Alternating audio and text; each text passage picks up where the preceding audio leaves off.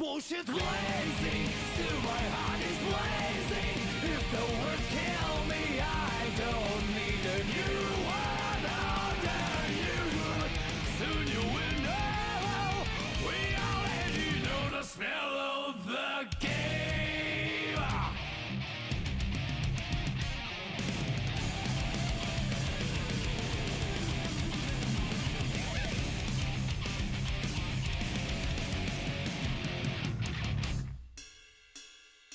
Do you know who you are when you speak your words?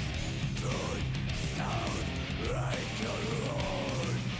You're trapped in the toxic created by this world. That is who you are. No singers will sing that like my beacons sometimes without clothing in kisses on the ground. That is bullshit blazing, still my heart is blazing. If I lose my wings, I don't need a new world under you. Can't feel a thing, we already know the smell of the game. Remember you are blazing, still your heart is blazing. If the world made you, I don't need a new world under you. Soon you will know, we already know the smell of the game.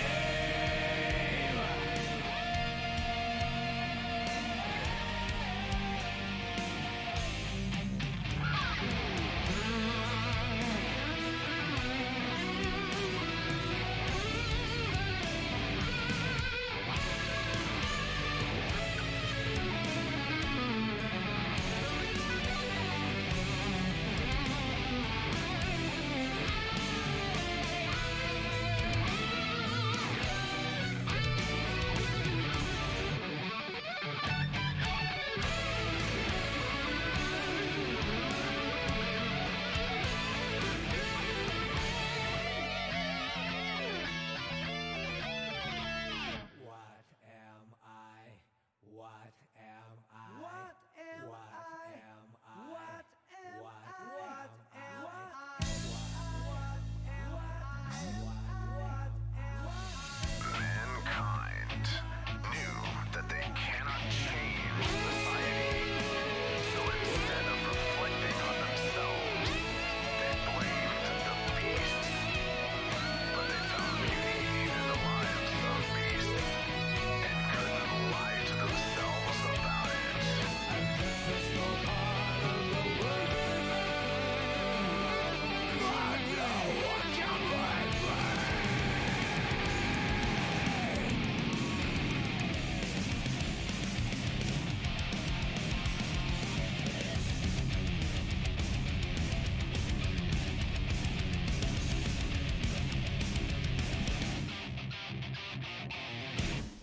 Can't you see I'm blazing? Still my heart is blazing. If the words kill me, I don't need a new world under you.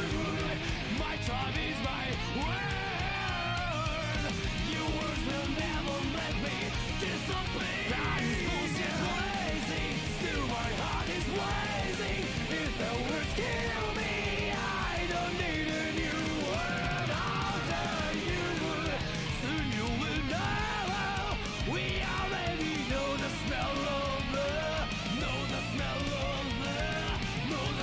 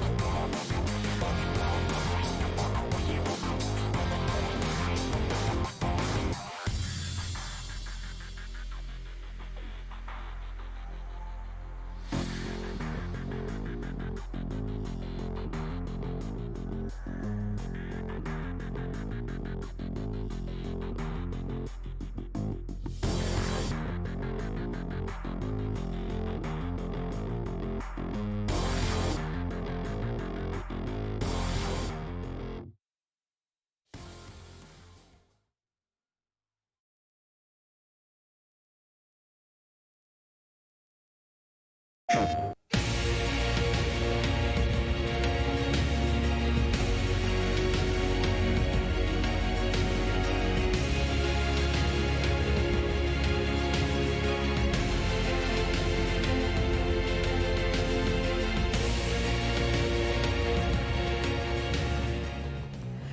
everybody, welcome to the PlayStation Open Series monthly finals for Guilty Gear Strive North America.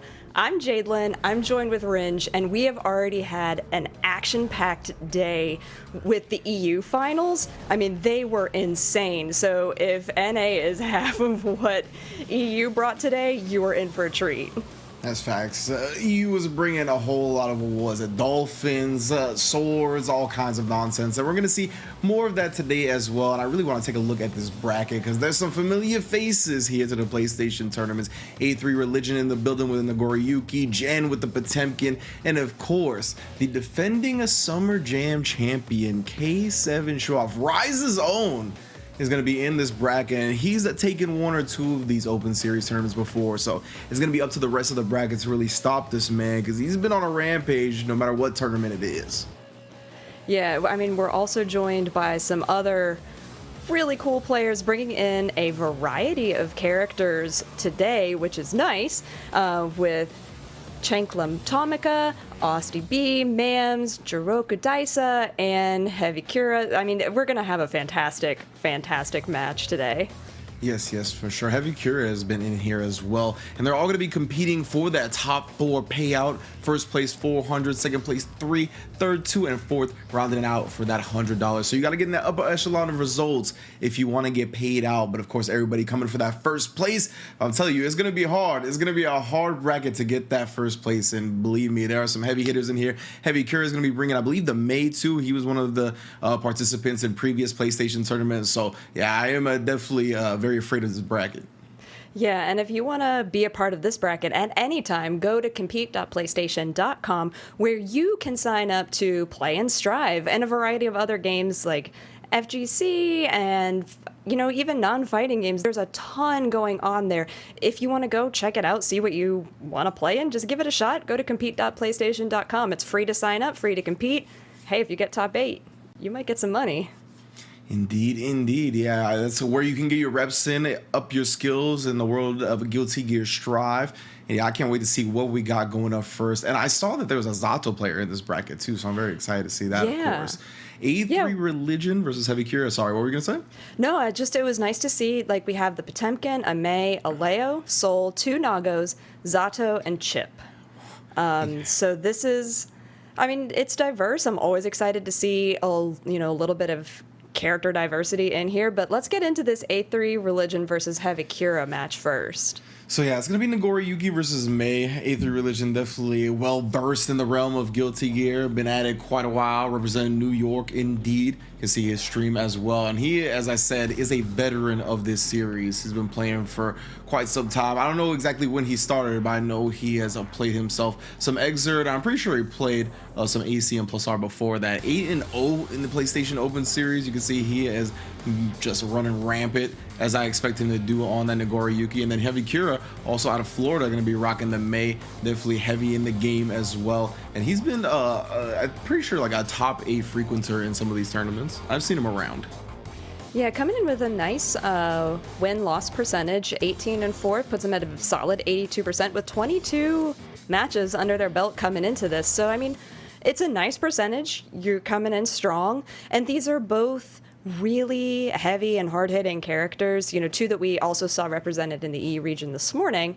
And, it's always fun when you get to see EU and then go into NA and see the differences in play styles and, matchup knowledge and things like that. So really looking forward to seeing what these players bring, especially with a seasoned player like A3 Religion, who is used to the mechanics of Guilty Gear and stuff like that.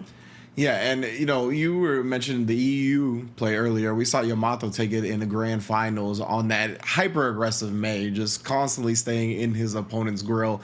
And we're gonna see if A3 Religion has to deal with that up against HeavyCura. I'm trying to recall his play style. All Mays are like that to an extent, I think. You know what I mean? Just because of her kit being able to like have specials that take her across the screen very quickly and are difficult to deal with. But it is all how you juggle all the tools in the arsenal, right? And of course, A3 Religion is going to be balancing the blood gauge, right? Of course, once he gets those higher levels up, he'll have normals that can kind of clear the screen a little bit easier up against May and her, constant space inhabiting tools. But at the same time, when you have more blood, that leaves you less room to do stuff like Fukio and Beyblade and the specials you kind of want to abuse in the neutral. So it's always a balancing act with the Nagoriyuki. Yeah, it definitely is. And we're going to go ahead and get right into it. We are not missing a second of this action. So again, we're going to see the Nago versus May. Like, I'm really excited for it, especially because we only got to see like one, I think it was just one Nago the entire time in EU. So I'm excited to see more of it. We're letting intros rock, just play it through. I don't know what to expect, and I can't wait. Yeah, definitely. I'm always in anticipation of the opening gambit, especially with these two characters, having like Beyblade and Totsugeki specials that can just get in each other's face immediately. Let's see how we started. Ooh, instead the buffed 5H from HeavyCura actually beating the 5K from A3 Religion. I like that. I like that start already. So, wow. A3 Religion is being incredibly impressive. Burst gets punished there. I mean, I understand why May did it, but it was unfortunate that they didn't catch anything. Yeah, just slightly misspaced, right? You'd think you could usually end up bursting in that scenario, but it's deceptive how far away his actual hurt box is on situations where he can 6H. Like, that is just all hitbox out there with a giant sword. Ooh, speaking of all hitbox, we're in there with that jump H, but the 5K trade is all A3 Religion needs to take HeavyCura down in the first round. Yeah, so there was, HeavyCura was losing a lot of meter there, just because they were having to faultless defense so much of what Nago had and like just didn't have anything to work with. It was unfortunate, and then lost on a counter hit. Getting into this match though, A3 Religion is, I mean, I would say coming in swinging, but that's, kind of Nago's thing. Yeah, it was a clean close as anti-air that started this whole game, and he ended it with a full far S sequence, so you can see very little in the blood this whole time. Close S after the Fukio, got him guessing on the command throw, because he conditioned him last round to expect that, and A3 Religion already off to the start we expected him to be on. Yeah, so I was keeping track of perfects in the EU set, and we didn't really get any perfects until probably, I think it was winners finals, and we ended up with 6. But now I have to start the count in game 1 of the first set of the day. So that's 1 perfect already. Phew, I'm sure A3 Religion is excited with that start. Yeah, and honestly, it might not be the last perfect we see in this set. Like, Nagoriyuki is just one of those characters that can have rounds that overwhelm you, and you guess wrong 1 or 2 times, and it's just over, right? Of course, May has capabilities like that of her own, but the way Nagoriyuki can just kind of ride the momentum, being able to special cancel, and like his reward off certain counter hit starters is just bonkers, as you put it earlier. So, like, we'll see. Yeah, and I mean, the thing with Nago too is that he can train you to react a certain way, but then he's got great buttons. If he wants you on the ground and you jump, he's got fabulous anti-air, and his sword takes up a huge portion of the screen, so he can control a lot of space very, very quickly, especially, depending on where he is in that blood gauge. We're gonna see how HeavyCura maybe adjusts a little bit here. I really like the 5H starter at the very start of this game, or excuse me, the last game. So we'll see how he actually kind of adjusts that. It did win. I want to see if A3 Religion tries something else, maybe back up in a Beyblade or something. Yeah, No, the same exact starter actually. Yeah, it worked. Trying to So. fish. Yeah. Oh. That was a really interesting burst, but it ended up working out for A3 Religion, and I feel like HeavyCura is living in this corner. Oh, nice charge dust. Get the full thing. He doesn't have any burst to counter that damage. No. None whatsoever. And that was very unfortunate for Aether Religion, just being tested nice and early. Smart stuff from HeavyCura. Finds himself in the corner again, though, and with level 2 blood here, he's going to have all the range he could possibly ask for. However, the Totsugeki meets him in the middle, and despite that risk gauge cranked to the max, HeavyCura finds his way out, finds a wall break as well, and this is max blood. As soon as he stops FDing, he's going to pop. Great stuff from HeavyCura with the patience and the easy kill. Yeah, I mean, God, A3 Religion, he knew. He knew that as soon as he stopped, he was in trouble, and it was just like, I feel like he was trying to bait May into doing something. Yeah, he just like, that was like one of the only things that could really prevent him from popping at that point, so he just ran out of meter, and then it was all over. Oh no, she got caught trying to flinch. That's not good. A3 Religion bouncing back like, wow, 6H out the air. Whoa. My man, he said he was from Florida, but that was an in and out type burst, bro. Palm trees, Dickies, Vans, everything. Yeah, wow. You know, it's matches like the first one where you're like, oh, he must be on the back foot now. And then A3 Religion was like, I've been playing Guilty Gear for longer than you've been alive. Let's go. Yeah. I mean, he brings his son to tournaments. That's a 0 cap, by the way. His son enters Guilty Gear tournaments. That is incredible. And, I mean, just look at the calm collectedness that he's playing with now. Jeez, what a combo. Yeah, and that buff to the far S string as well, going to be draining some blood here, keeping him at just over level 2. 6H also going to drain some. So this is great blood management from A3 Religion constantly. Oh, and then the 2H out of the air, and that's going to be a full kill. What a conversion. I mean, with the exception of that very first round, A3 Religion has been doing exceptionally at balancing the blood meter to, you know, get the maximum amount of damage and just be a constant threat. I just feel like sometimes with Nago players that you lose track depending on what you're paying attention to, and like when A3 Religion was just FDing there for a while, you know, you're just like, well, guess I'll die.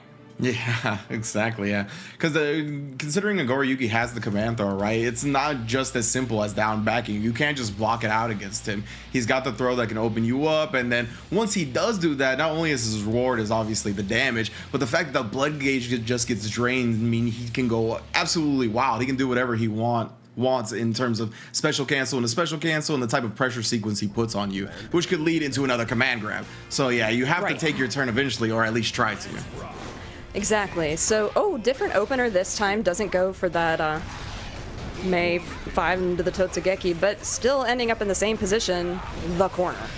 Yeah, and unfortunately you can see got caught flinching right there on the delayed Beyblade, again trying to make his way out, but just so difficult to do so up against the type of pressure Nagoriyuki presents. That was a really nice burst from A3 Religion to sort of reset into neutral. And HeavyCura getting an opportunity here briefly, but Naga's doing a really great job blocking all of the Totsugekis and then using that recovery time to take advantage of the situation. Indeed. Ooh, backdashing after the far S and just gets counter hit too far for the 6H OTG, so HeavyCura is going to live on a prayer for now. PRC does get the slowdown. Nice FD there, and very smart because you do have to FD the heavy normals. Actually pops the blood, but doesn't still get a punish. Oh, tries to swing, but the 2S is going to go right under that 6P. That was really fortunate that HeavyCura was in the air when the blood gauge went off, because they just bounced really high, and A3 Religion was able to recover really effortlessly. Yeah. Oh, 2H counted this time, and then get another conversion. A3 is so consistent with that, but just as I say, this 6H whiffs at the very end. Trying to stomp it out, not gonna find anything. Jump back on the Totsugeki, can't quite get the punish. No, I feel like HeavyCura is doing a lot of these neutral double jumps and isn't getting a lot out of it because A3 Religion is countering very effectively. Yeah, HeavyCura saw the Fukio come out and just committed to the burst. Unfortunate because it was a Fukio backwards, and then the bite to end the set. A3 Religion, monstrous play on the Nagoriyuki. Yeah, really beautifully done. Just had an answer to everything, even when the situation looked dire. Just, you know, cool, calm, collected, played it through, very calculated as well. So it's fun to see players who are well versed in the world of Guilty Gear who are able to play like that and keep their head together. And like you said, I mean, he brings his kids to tournaments. Like, his kid enters tournaments. He's teaching people. Yeah, he is definitely out here teaching lessons. to everybody. You know, whether it's his children or somebody else's children, you feel me? You are gonna catch this one way or another. And yeah, 8-3, you see just mauling HeavyCura in the corner right there. That was again that setup off that Fukyo into the close S, really catching HeavyCura because he had abused the command throw in the round previously, got him holding up back. And then you can see just there's a harassment with the long range normals. But this is where I was really impressed by HeavyCura. Yeah, he got the Totsugeki side switch. He was able to get out of that scenario where his wrist gauge was fully cranked. Could have been death for him. Right, and this is where he was using that. No, the tension was in another part, but just look at the way that A3 Religion is able to control the situation even when it looks like they're not in control. It's very impressive gameplay. And the conversions are always there. You see at the very tip of that 5K, able to Fukyo forward, and it's just so good. Yeah, and this time too, I like that 6P he's looking for too. That's again something you want to utilize against Mei a little bit more this patch with the far S nerf. Right. I mean, 6P is a great button on pretty much everybody, but it's nice to know when you can use a different option. And just a nasty tick throw to finish it off. 8-3 Religion taking the first spot in winner semis, advancing, of course. And we are going to go through that upper bracket here all the way through. JurokuDaisa and Jan going to be going up next, and Mavs 92 and Austyb, and of course finishing it off with Chocolate Tamaka 22 and Rise K7 Show Off. And yeah, this is going to be an interesting one next. Jan is a very much a regular here at the PlayStation Open Series. But JurokuDaisa I have not seen before, and according to our intel, he plays Zato. So this is going to be an interesting one for me, especially. Yeah, so speaking of which, JurokuDaisa, hey, a youngin in the scene, 21 from Arkansas. I'm excited to see what they bring out with this Zato. 75% win rate with those 16 matches. I mean, that's a pretty great win rate. You're doing really well, only lost 4. So you have to have something impressive to have made it to this top 8 with a character like Zato. And their opponent is going to be Jan, who is well known in the community for playing big-bodied, humongous characters. Plays Potemkin in here, plays Team Big Body in BB Tag, plays Fastiva in Granblue. Like, if it's a huge character, Jan probably plays them. And with that 100% win rate coming in here. Yeah, just Jan is so scary. Give him a grappler and then hide from your children, hide the kids. Anybody that might be sensitive to violence, you don't want them watching the screen while Jan's there, bro, because people are gonna get grabbed. The damage is gonna come in heavy, and it's gonna be real ugly. But one of the things that's interesting, I think, is you mentioned that Isaiah's the young gun here. He's 21. He is in a field of seasoned vets at the moment, right? We saw A3 35, HeavyCura 31. Like, these guys have been around the block when it comes to fighting games. We'll see how Isaiah, 21 years old, in a sea of these guys, is going to be able to maybe bring some flavor that they're not used to. Yeah, it's interesting because Guilty Gear is a well-established title, and it's been around for a while. And with this new iteration in Strive, it's bringing out veteran and new players, veterans who want to try the way that the characters have changed, and new players who are like, hey, new fighting game, let me give it a shot. Let's see what's going on. And in case you weren't aware, we had a patch on Friday. So these players are all playing on the new patch, and so there are some buffs and nerfs that we're going to be talking about during this that weren't present, until a couple of days ago. So it's going to be interesting to see how these players are adjusting to the patch as we play through. Most definitely, right? And yeah, both of these characters that we're about to see did get changed in some significant ways. With a big wrist gauge crank now for Potemkin whenever you block Heat Knuckle in the air. I didn't realize how little wrist it gave before. It gave like a pixel of wrist before. Now it's like a third of your bar, maybe between a third and a half. So it is definitely a much more dangerous scenario to just jump and block one of those Heat Knuckles, because if you get hit afterwards, it's going to hurt even worse.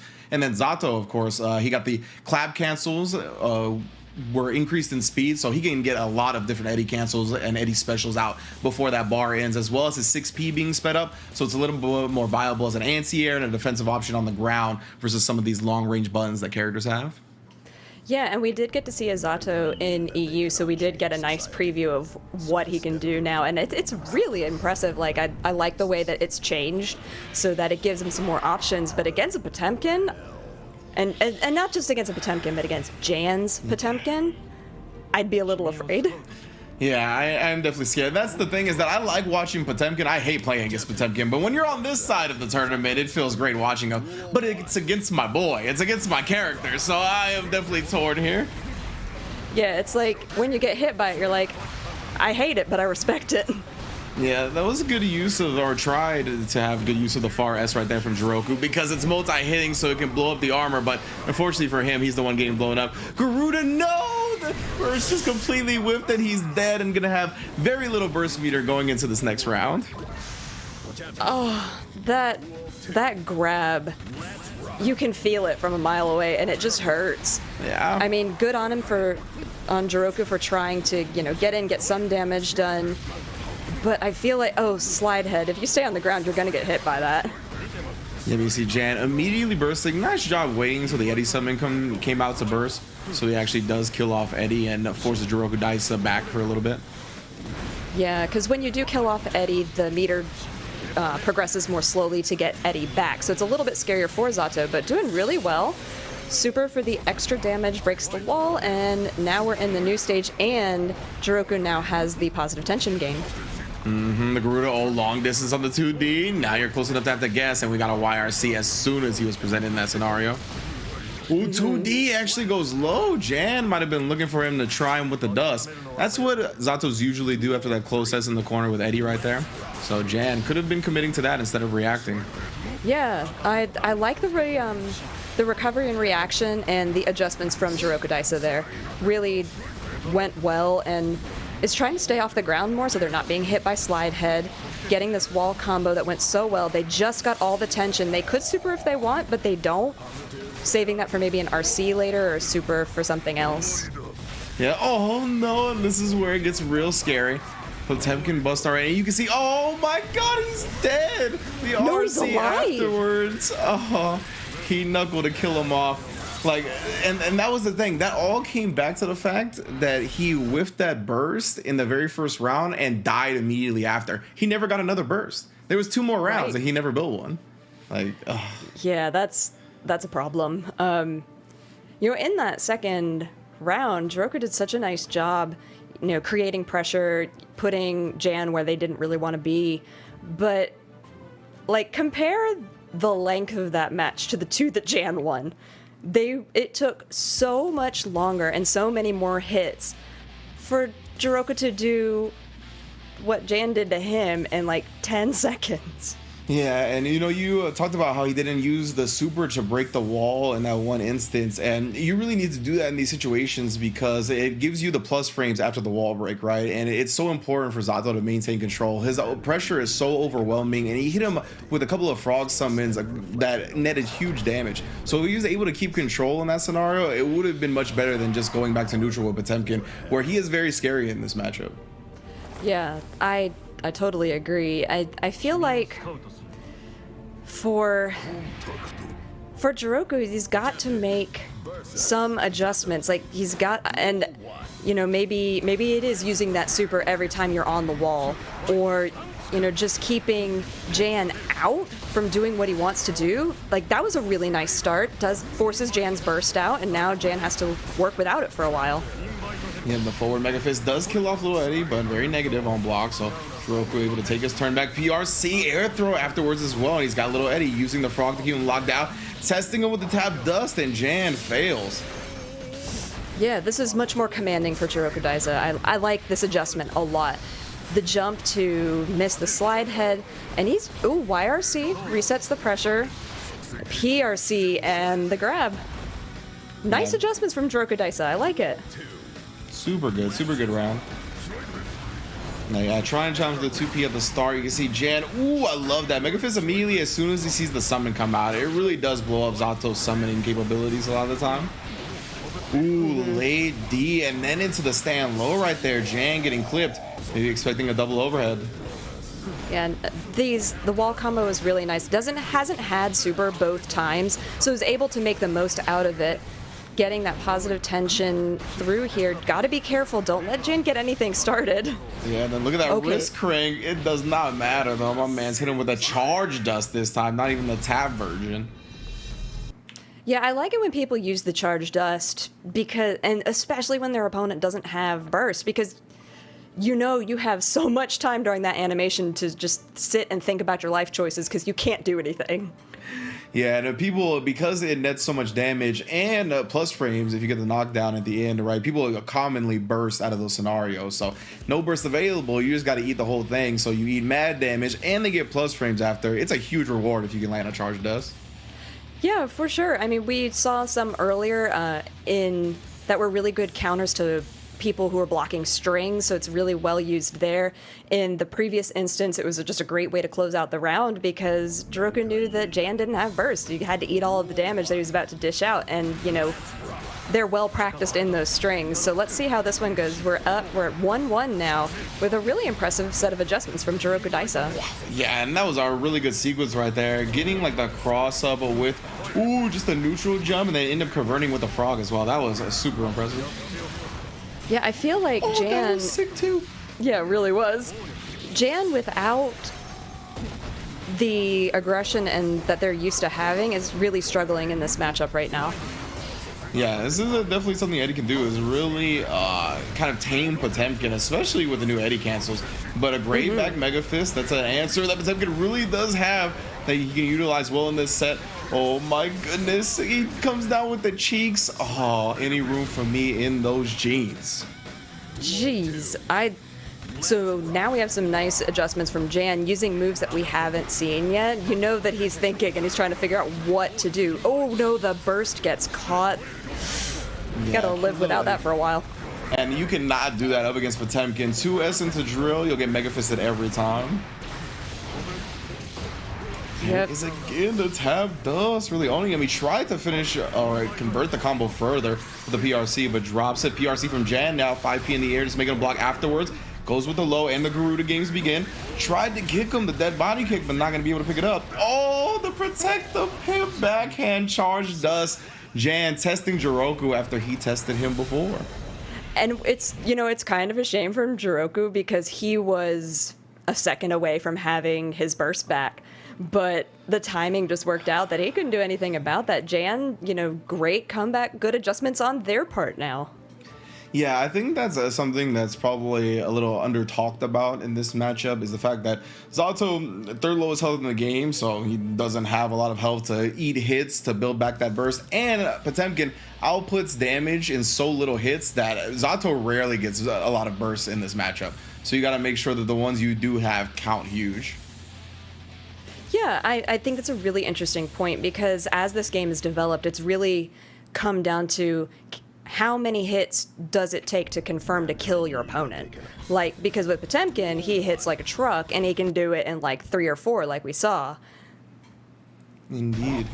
Ooh, looks like we are back into it. You can see the wrist gauge on the heat knuckle is so wild now. We caught it towards the end right there. Just the heat knuckle ended up making him block.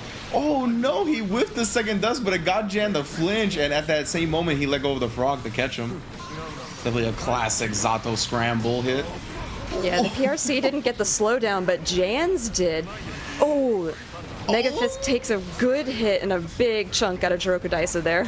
And again, look, that burst was blocked, so he's got no meter, tries to raw summon, but the Mega Fist gonna close that distance. Garuda as well, big chip damage there, tried for the 5H afterwards, gonna keep him at bay. Hammerfall didn't have any meter to cancel it, but he didn't punish, and again, you can't summon from that range up against Potemkin. He's just gonna Mega Fist forward and squash it. Yeah, that Mega Fist is such a great button for Potemkin. It can be used in so many situations, and it's paying dividends for Jan right now. The slide ahead, close, S catching the backdash. Oh. Yeah, JurokuDaisa looks like they're stuck in this corner. PRC, charge dust. Gonna take a ton of damage, and that does it. That was really commanding, and that was an incredibly quick third game, or fourth game. Jan takes it 3-1. Indeed, I felt like 3 because the Jan W's just happened so quickly. Oh, that is a heartbreaker to see for my boy, but I always like seeing the violence that Potemkin brings, so it's okay. One thing I wanted to highlight that we didn't talk about during the set was at the end there, JurokuDaisa was doing a lot of, when you do face Potemkin a lot, and they like to do Mega Fist on your like summons from normals, you could do Frog, and that blows up the Mega Fist a lot of the time. So when he was doing that, Jan actually switch to doing 6P, like instead of doing the Mega Fist, and the 6P beats the Frog because of the upper body invul, and he ended up running into the 6P because of the active frames afterwards. So yeah, That's really interesting. Yeah, a really smart adjustment from Jan. And then he started to abuse the Mega Fist again after that. So really good. Yeah, so doing this replay, if this comes up, I would love for you to point that out just so we could all see what that sort of counter is, because that's a really smart gameplay adjustment. Yeah, exactly. It's all about the give and take, right? And Jen really started to figure things out. JurokuDaisa, I think, did a really good job. He just started getting overwhelmed, started guessing wrong. You see that close S getting clapped. And then again, he tried to bait out the YRC there. That's why he did the closest into the jump cancel, but Juroku didn't give that to him either. No, I love the way that they're using all of the different RCs to, reset pressure, to take advantages. These charge dusts, though. Yeah, he made sure. He made sure after eating that first charge dust to pay him back. Mm-hmm. The thing with Potemkin, too, is that he looks so cool with his combos. Just really incredibly well played. Yeah, then that was the ender right there.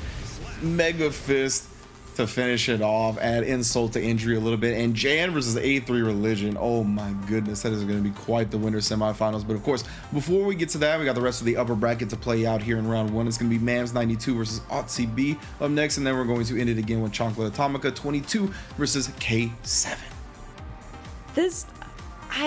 Golly, as you get into this, I know we're in top 8, like every single match just feels like it could be a winners finals or a grand finals. Like thinking about A3 Religion versus Jan is so exciting to think about, but that's not what we're getting to. We are moving to Mams versus Austyb, and this is another one that, I believe this is our youngest player.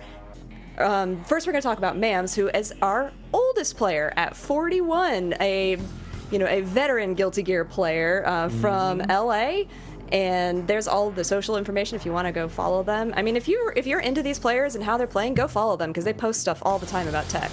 Yeah, that was a mix too. I saw the 92 on the screen. I thought they were born in 92. That's usually what a year like that means, but apparently not. 41 heavy in the game, that's what I'm talking about. On the Soul Bad Guy too, knows what he likes. So we'll see. And then Austyb, as you mentioned, our youngest player, 18 years old, out of New Jersey. Wow, so this is like polar opposites. We got California versus New Jersey, young versus, seasoned. I can't wait to see how it goes down. Yeah, it really is a show in opposites, but Austyb boasting that really nice 86% win rate. You can't argue with that statistic, and playing the Nago, just gonna bring what they've learned so far into this, but Mams plays Soul.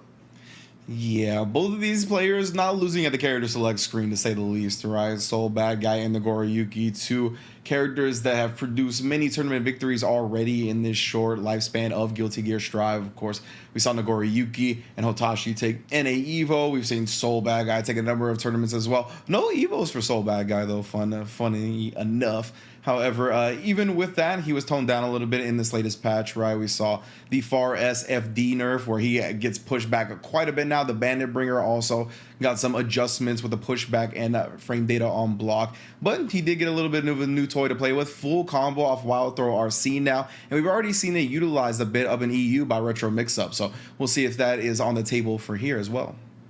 Yeah, we were really fortunate to see some pretty exquisite Soul gameplay earlier, but Soul into Nago is a really interesting matchup just because, Soul has a lot of tools that can counter what Nago brings to the table, and they both hit like trucks. So if Soul gets a hit and gets his pressure and momentum going, he's got a lot of things, especially like you said, highlighting with the full combo after an RC from Wild Throw, which is a big difference. That can be a game changer, especially for a character like Nago.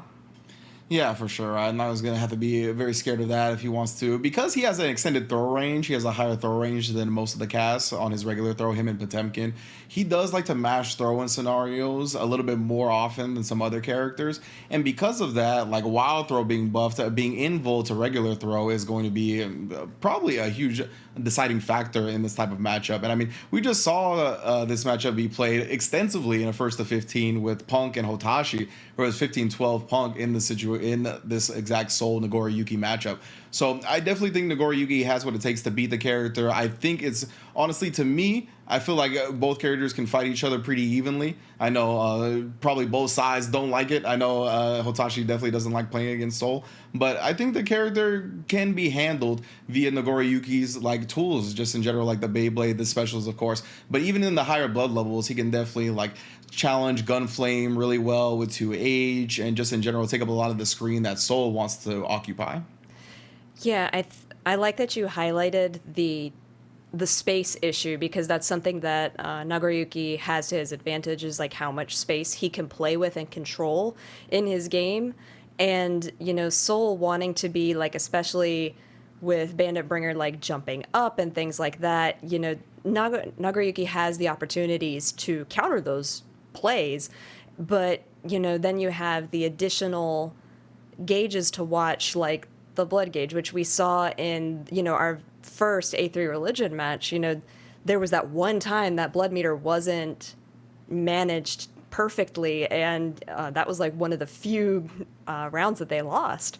So depending on, you know, if you're in top 8, you probably have good awareness of where that blood meter is and what's going on. But I mean, I think like Mams as a seasoned Soul player is going to really be able to, you know, be aware, take advantage, and find openings where maybe we wouldn't see some newer players to the game be able to find.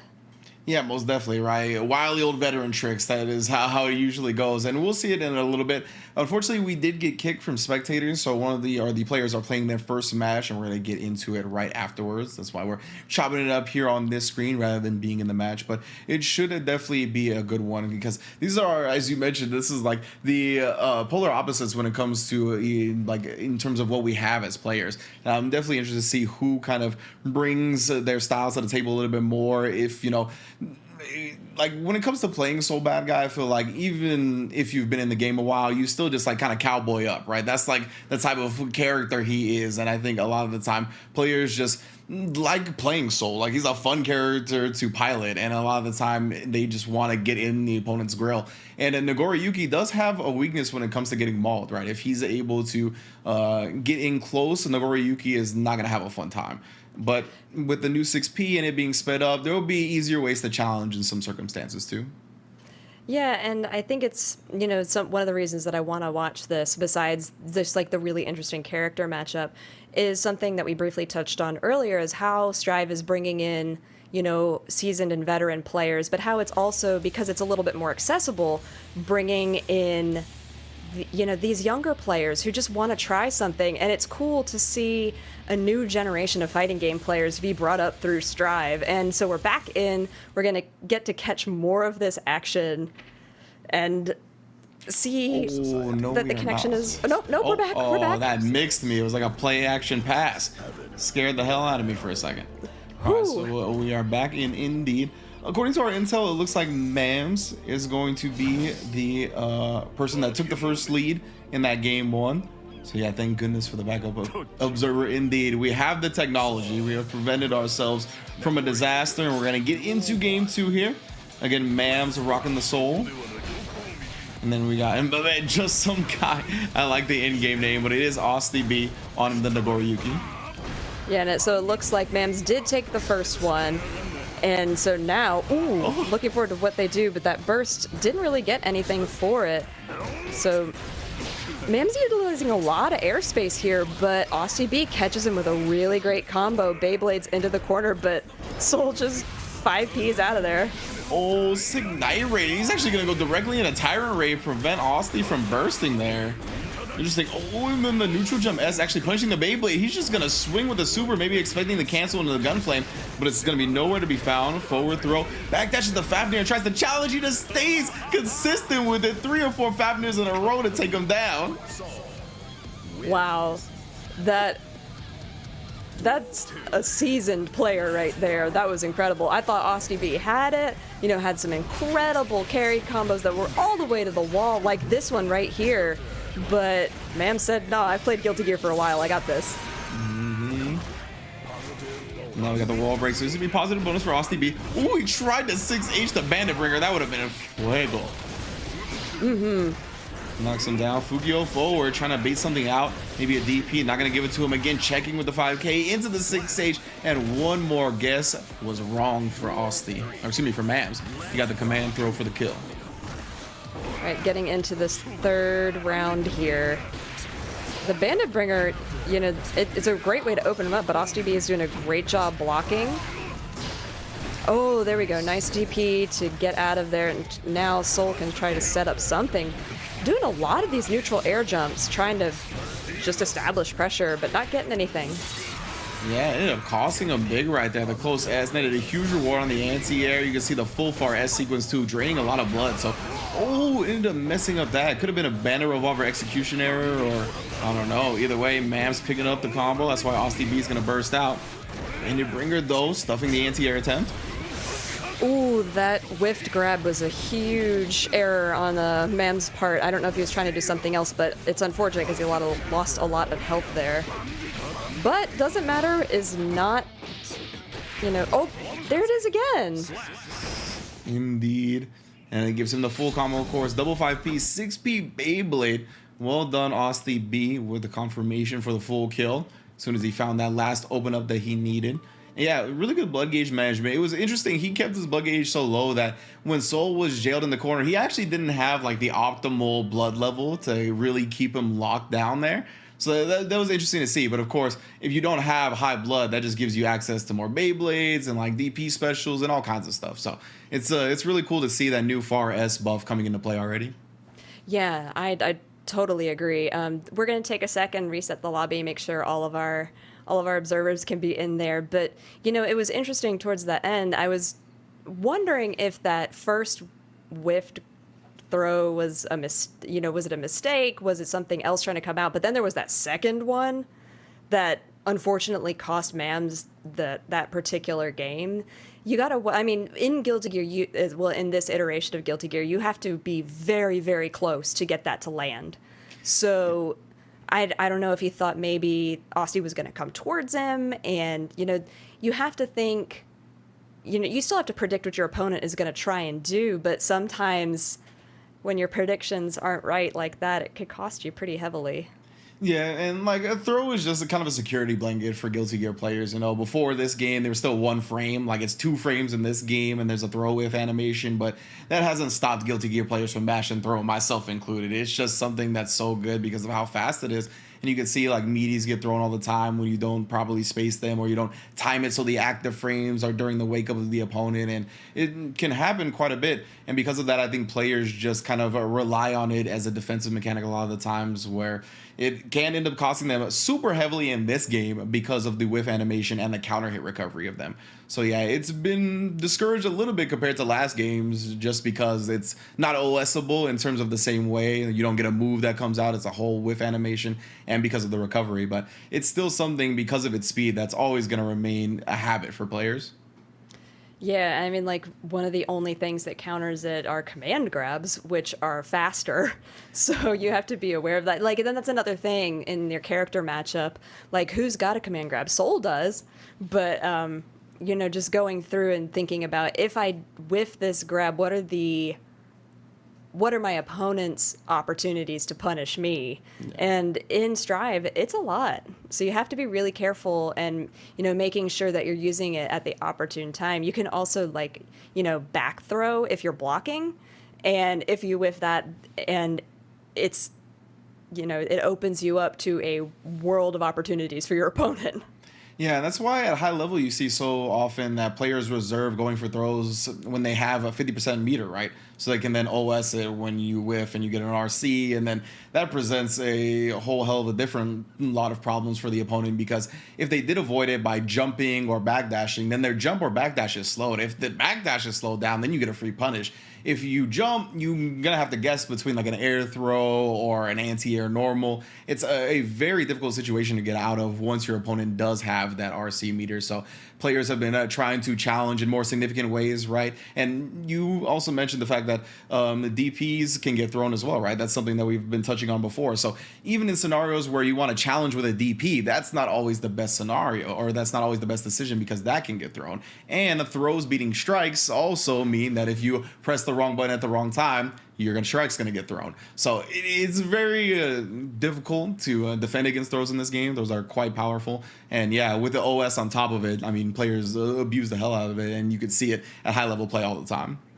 Yeah, I mean, and I love the way that you're breaking down like everything from this one thing that you can do in the game, this, a throw, and you have to break down all of these different options that your opponent has, that you have, what beats it, what has frame advantage, do you have meter? And that's something, if you come from different fighting games that are not the Guilty Gear, watching the way that that these players spend their tension and how they reserve it is really important, because tension is not just for EX moves or for supers like that we see in some other fighting game franchises.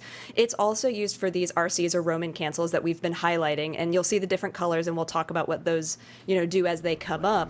But you have to be so aware of your tension meter and your opponent's tension meter, because it is a crucial part of the gameplay, and that meter does not carry over round to round. Yeah, and everything is 50% tension in this game. Offensive mechanics, defensive mechanics, neutral, however you want to spin that RC is going to be 50% meter or the super. So yeah, tension is the most valuable resource possible. We're going to see how they manage it here going into the game. 1-up. Again, first to 3 here in the winner's quarters. Yep, so just, beautiful bait on the DP immediately with that back Fukio. Now we're at 2 levels of blood though. Yeah, mad range on the normals. Yeah, but that gauge is pumping. He's got to be really careful, because okay, there we go. That's going to be a nice way to counter a lot of what Soul could have brought here. That was a fantastic conversion right there, because he's gonna get the wall break on the super. That's gonna drain some blood as well, and he gets the plus frames. Oh my goodness, he woke up with the HDP. He tried to get the Fukio 6P. I don't know what he was looking for on the wake up, but it doesn't matter. Close as anti-air. So good. Yeah, really, really great anti-air there, and fabulous combo and, hit awareness from Austyb there. Especially knowing like what his range was, where he was at in the blood meter. Very impressive. But Mam's not out of this yet, trying to do everything that he can to open up Austyb, but not finding it. Yeah, double close S into the full far S sequence to drain that blood as well. Great blood management still. 5H gonna drain it a little bit more. Now, yeah, I was gonna say, once you drop below that level 2 blood, they're always gonna want to start Beyblading. And too far for the Tyrant Ray, but he lost the level 2 blood, so he wasn't actually in range to get the 5H. That was unfortunate. Does get the punish on that, and a quick burst not punished, however. Yeah, I'm surprised that he didn't punish, because Austyb has been really quick on those punishes, but I feel like they're in a really good position. Yeah, nice anti-air there to clean up the round. That was This youngin is proving they know what they're doing. He's got good reactions. He's been anti-airing the 2 with 2H constantly, and he's been pretty good at converting from it. I don't think as consistent as A3, but there was one 2H that hit really low to the ground. I don't know if it was actually grounded or just off the ground, and he didn't try to convert from it. I wonder if it was too low and he recognized it like in the moment. Either way, this has been definitely impressive Nagoriyuki play. We'll see if Mams can get it together a little bit and try to tie up the set. I'm wondering how much of Mam's gameplay is affected by the changes to Soul. Again, they were pretty minimal, but they were changes, and those changes are going to affect the way that you play into certain characters. So I don't know if it's, that sort of thing being like, oh, I used to be able to do X, Y, and Z really effectively, and now I can't, and you're trying to, adjust on the fly from that. But I'd definitely be looking for some different approaches towards Austyb's Nagoriyuki right now. Yeah, maybe he was a bit of a bandit bringer abuser before. Like, I haven't seen him, like, get into a lot of scenarios where he can do a lot of far S. Did try to do it there, but that first far S was a significant distance enough away where you could see Austyb just backdashed out of it. Nice wall throw. Not gonna have the RC mirror to see the buff, but the backdash is caught by the Fafnir. Tried to double up on it, but quick burst out. Yeah, nice counter hit there. Carries over to the wall. Does get hit by the explosion on the blood meter. But, you know, the blood meter also drains your health, so Austyb, you know, big hill to climb, and unfortunately as he puts the mask back on, Soul was far enough away that he was able to punish. Yeah, and good stuff from Mams, really just waiting to make sure that he didn't do anything risky or reckless while the Blood Rage was active, because he did have the 50% tension for the big swing, but my goodness, 2 blood bites already. He's not gonna have any blood to his name. 6P on the Bandit Bringer, great anti-air there. I mean, this is all Austyb. Yeah, he can start going ham if he wants. Backdash into the far S, trying to make sure he stays locked down in this corner, not expecting him to commit to the full string, and does. RCs for the quick kill. Austyb B, set point. Yeah, I feel like these double jump Bandit Bringers are not doing anything for Soul right now. And he's so high up, and it's so, there's not a lot of diagonal movement to it, that he's just not getting punishes that he's looking for. Yeah, my man Austyb is swanging right now. You can see the 6Ps, the 2Ss. Not a popular buttons to whiff, but can't whiff on Soul too often, bro. 6S blowing him up this time. 3 Fafnirs in a row. Taking the guard break. He tries to get the throw, but he was out of range. Unfortunate. Yeah, and that throw is getting Mams killed every single time. And oh my goodness, is this, yeah, he's caught in the animation. You're hit by that. But, you know, Nagaruyuki, healthy boy, not gonna die from it. Yeah, most effective health in the game. Oh my goodness, the instant air dash gold burst worked out exactly how he planned. Now he's got 100% tension to his name. He slowed down the jab. That's gonna be a clean punish because of it. Mams though, oh, he's going with the heavy mob cemetery into the tension. Oh, just waited for him to whiff the throw and then threw him on the ground. That was beyond high level.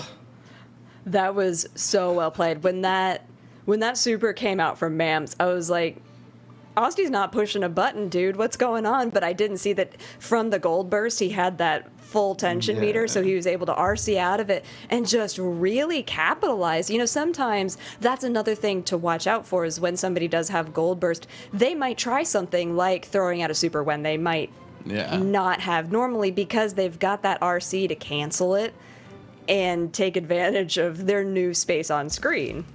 Yeah, it was just the layer beyond the layer, because a lot of the time when Soul has that 100% tension, the heavy mob is a super that takes him across the screen, right? And it's a command grab, so you have to jump it or like do something to not stay on the ground and block.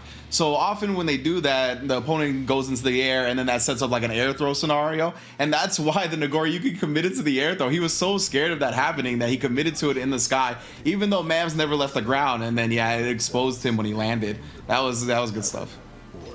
Yeah, that's that, you know, veteran gameplay coming into really assist you, because I mean that's something that you have to, you're not going to be able to lab that as well. That's something you can get in live matches and in lots and lots and lots of competitive matches. So good on Mams for being able to recognize and take advantage of that.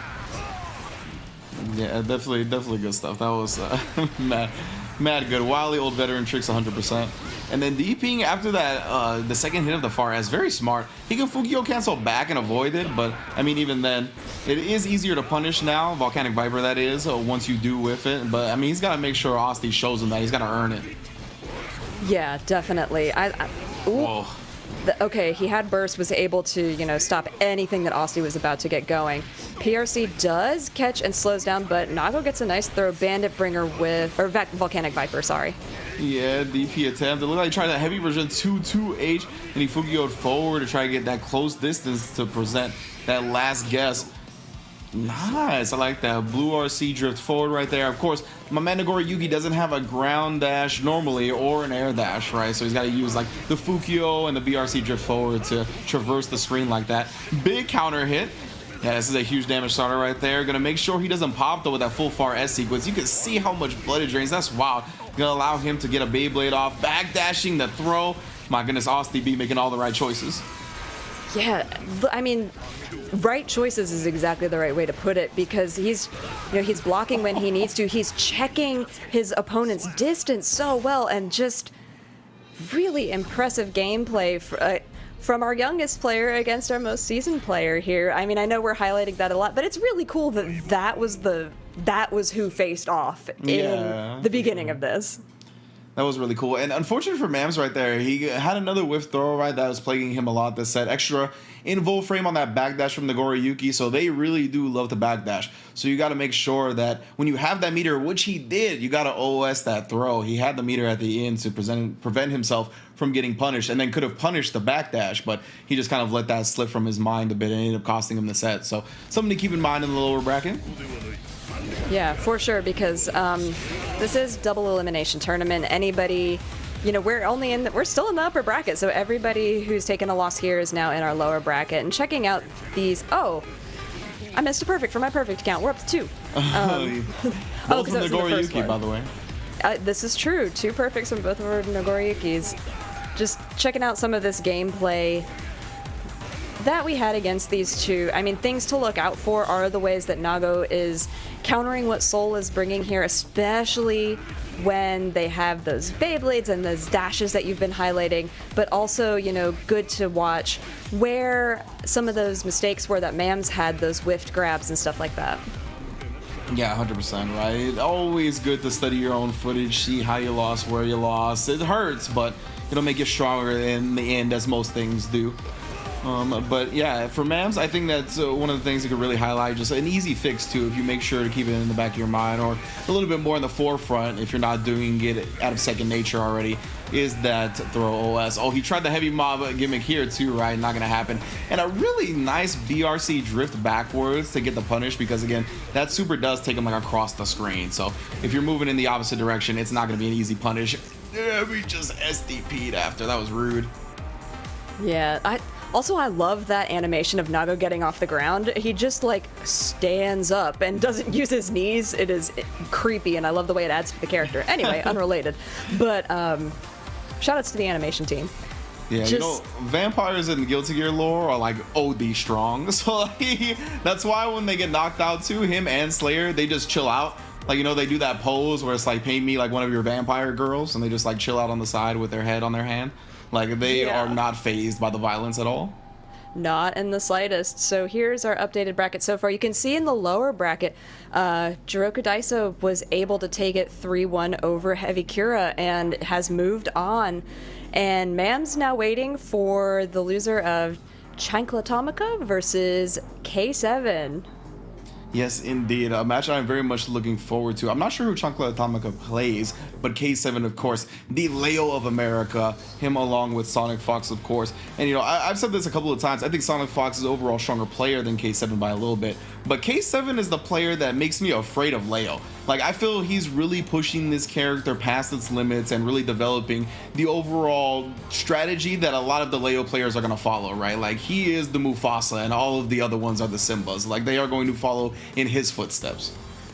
For sure. Showing a nice, impressive win-loss there. So with Chanclatamica, another young one, and from Mexico, one of representing not the U.S. here, so shout-outs to bringing in different countries to our NA regional today, and playing Chip.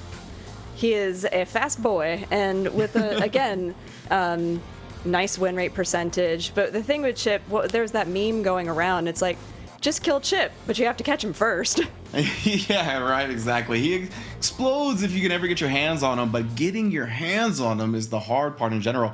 And yeah, Chancla Atomica with the 19-year-old reactions, definitely going to be flying around the screen, and it's going to be up to K7 to tame him up. But K7, 21 years old, right? Very young on the scene as well, and a proven competitive player, not only in Strive, obviously you're defending Summer Jam champion, which it just ended yesterday. He just won an offline tournament for this game yesterday.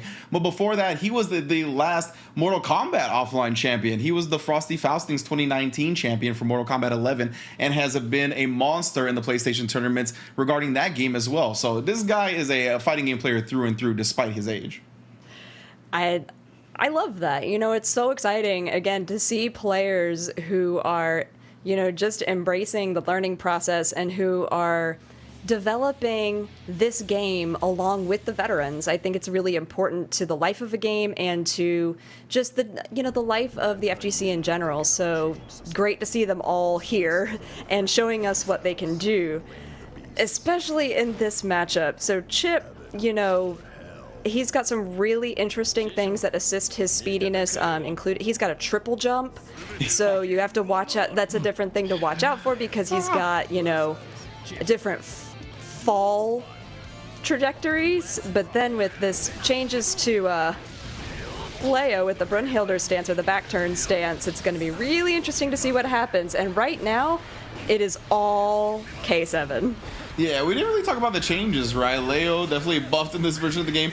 Chip nerfed a bit, right? We changed in some way, though. He did get a buff to his 2S, a little bit more forward momentum on that. As far as did get its lower hitbox nerfed, so 6P is better against it, as well as his jump 2K is a much easier to anti-air now. I just wanted to highlight those things because K7 was winning that round one way or another in the way it started, but we can get back to the play-by-play now. No, I think that's really important to highlight because there are changes. That was actually a really nice command grab by the Chip there. And so, let's see. I mean, I want to talk more about what Chip does, but right now, K7 is, like his name says, he's showing off. He's showing off everything that Leo can do right now. Oh, yeah, but the instant block and not the time to take the turn with that button.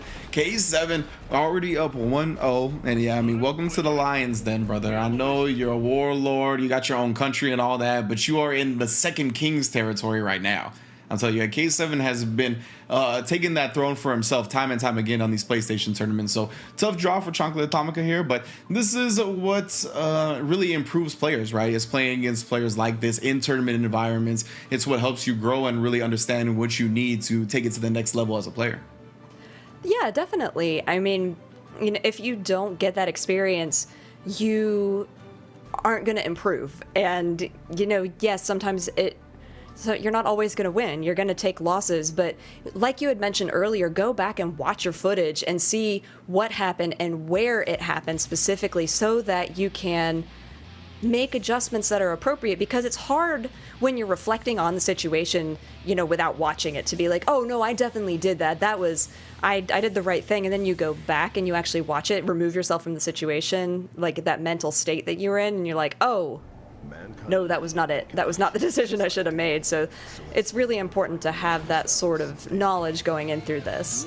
Yeah, it's important to understand, like, humans kind of lie to themselves in certain situations as a defense mechanism, right? Like, it feels bad, but you got to watch it and you got to be honest with yourself. That's how you grow more as a person and as a player. And right now, Chocolate Atomica doing a great job, much better than pretty much any round he's had so far. Already has K7 at the wall. Tried for the overhead by man K7. He's a Leo player too, don't forget it. He's not afraid to flash kick.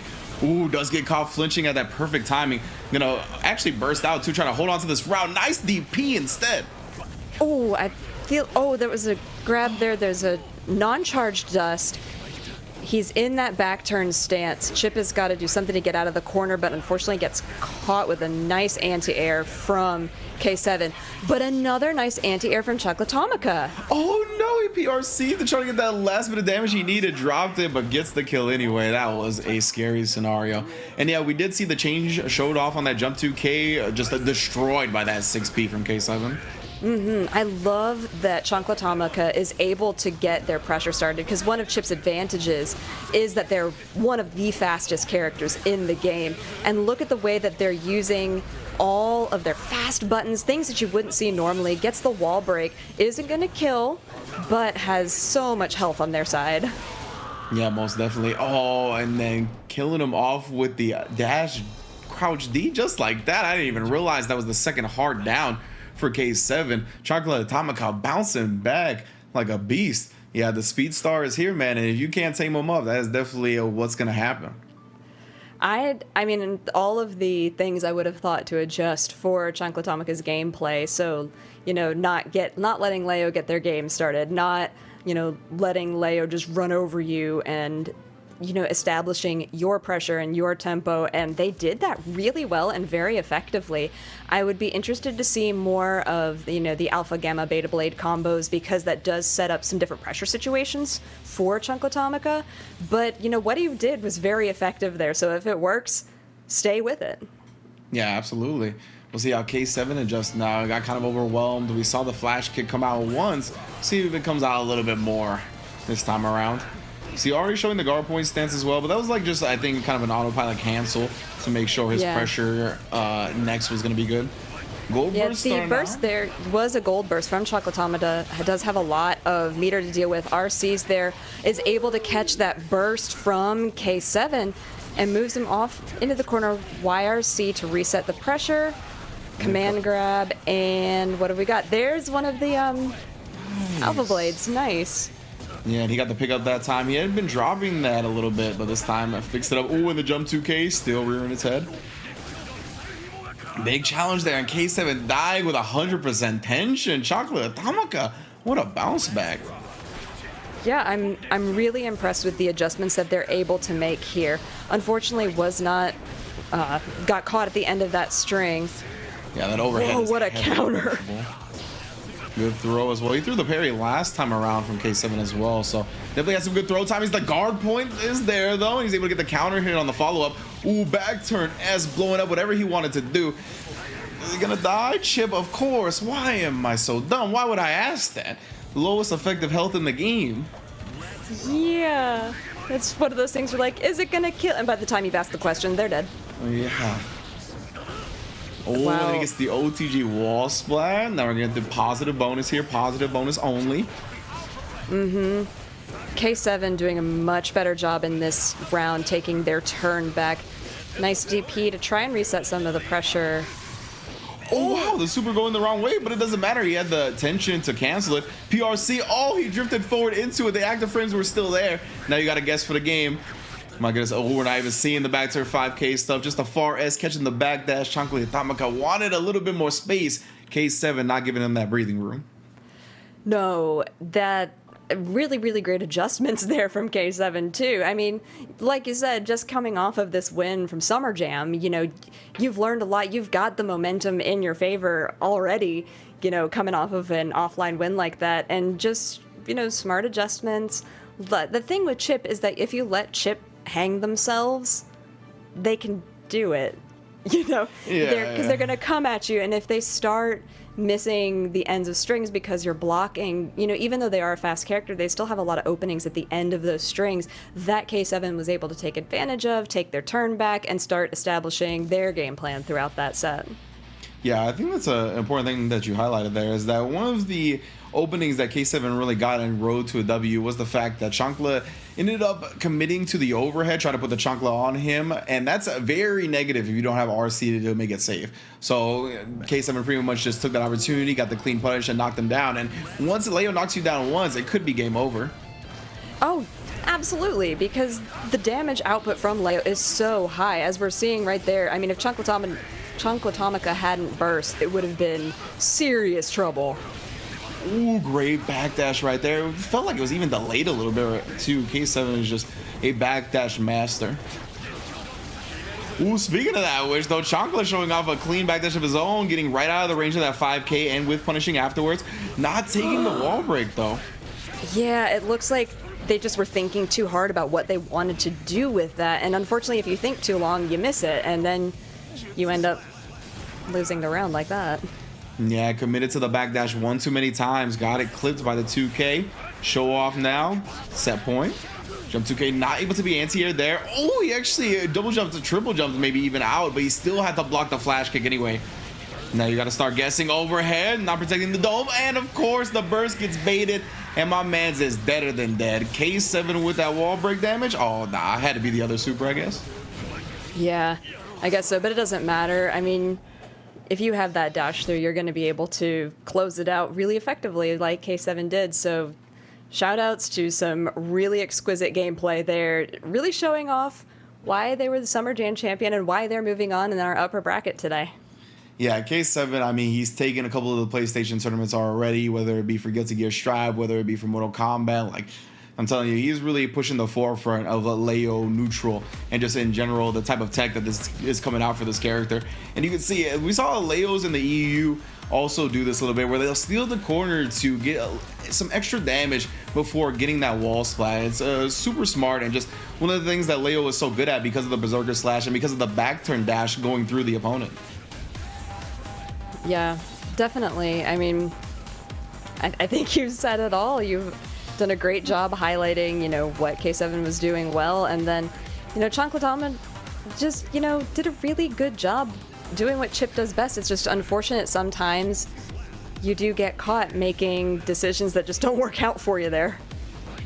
Yeah, precisely. And we did get to see a little bit of the jump 2K nerfs as well, right? With Chip coming down, trying to come from the heavens off that triple jump, throw K7 off, but the 6P was there pretty reliably. He only got hit by like 1 or 2 jump 2Ks, and he was able to counter hit at least the equal amount, if not more. So good stuff from K7, utilizing that nerf to Chip heavy-handedly, and he'll be in winter semis up against Austyb and then Nagori Yuki. And of course, JurokuDaisa down there defeating HeavyCura with the Zato against the Mei to put himself in another round of lower bracket. And then we're gonna have the full bracket filled out now. Chocolate Atomica versus Mams92 down there to see who progresses as well.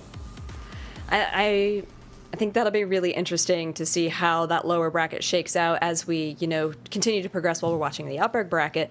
Just because, I mean, all of our top 8 have been killers. So to be able to see what goes on down there and, who falls into the lower bracket from the upper bracket as we progress, as we get through our semi and winners finals, it's really hard to think about who's going to do what and how everybody's going to counter, because these are some very strong players who have great grasp on the game mechanics and on their character mechanics, and seeing them fight it out and how it's going to shape the way this bracket goes is both really exciting and kind of scary. Most definitely, right? And if you're watching this and you want to get in on some action, whether you're new or you're like, hey, I'm a very strong player too, I want to get in on this money, you can go to compete.playstation.com and you can sign up for free, whether it be Guilty Gear, whether it be BB Tag, whether it be whatever your heart desires. It's over on compete.playstation.com. And you can also find out things about the video game sphere in general, not just competitive fighting games, but Call of Duty. And there's interviews with talent and developers and all kinds of cool stuff to be found over there. So we'll give you a chance to go check that out while we take a quick break, and then we'll be back with more of the upper semifinals matches. See you then.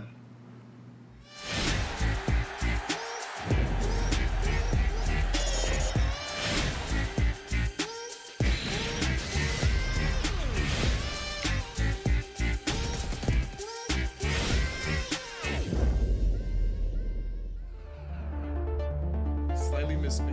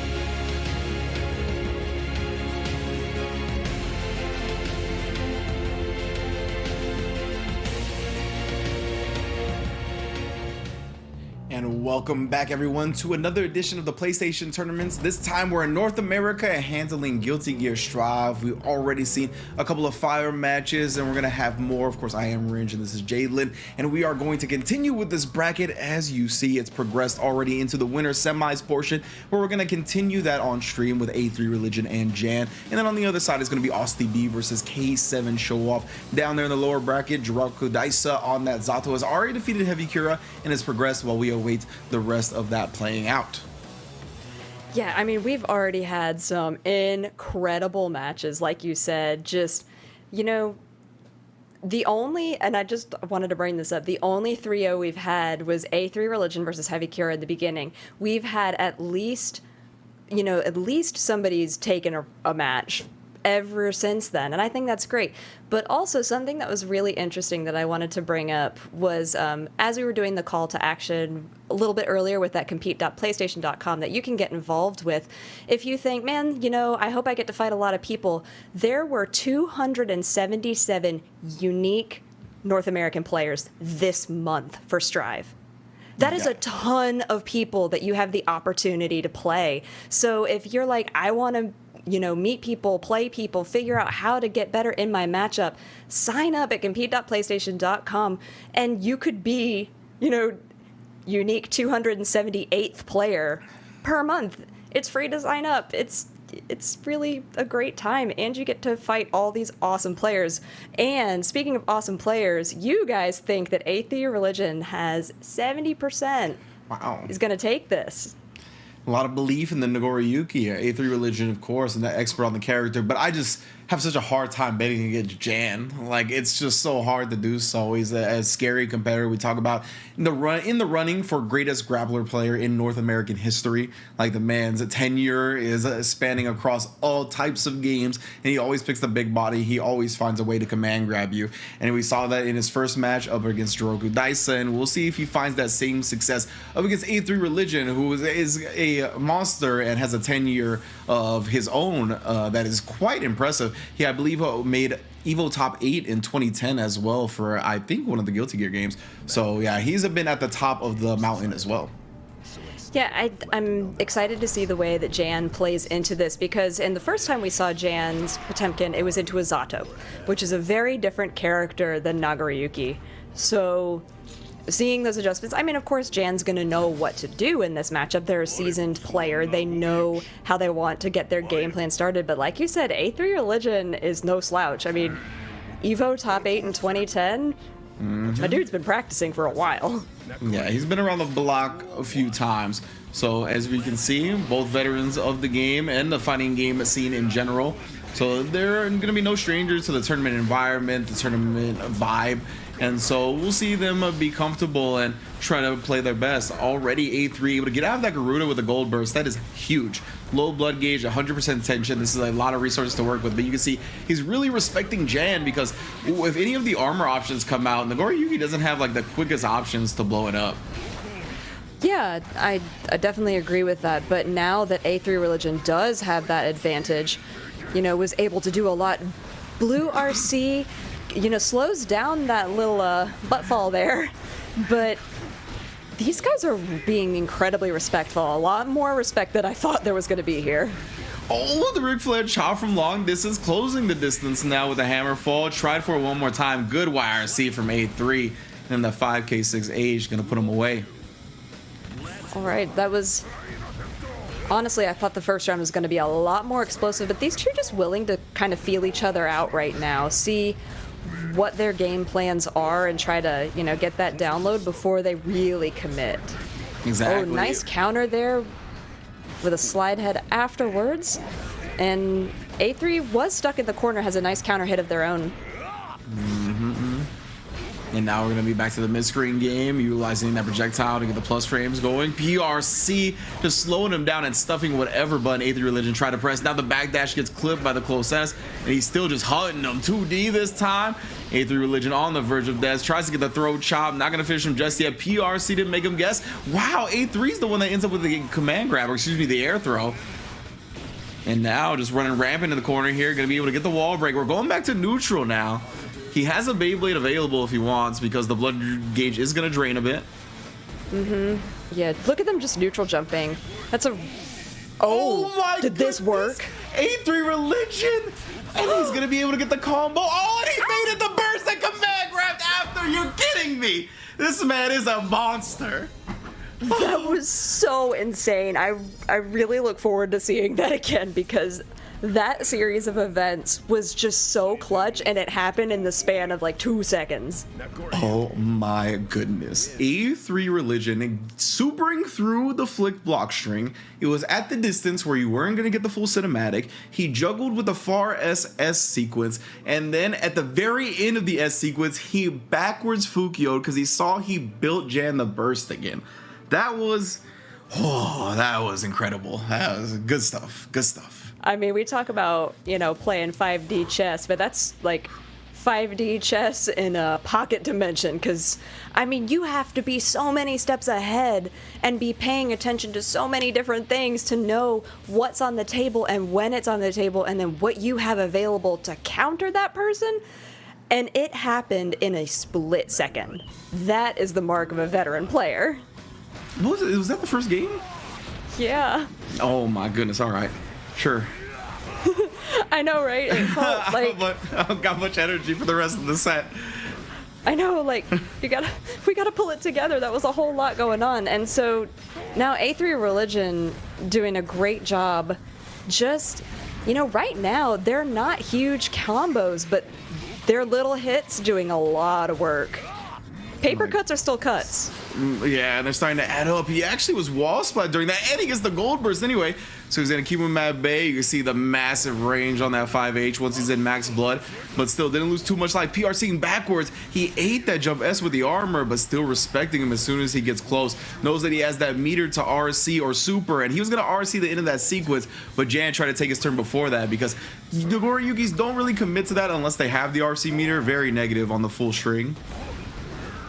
All right, getting into now the second round. Ooh, has to burst because Jan knew that was going to be a ton of damage.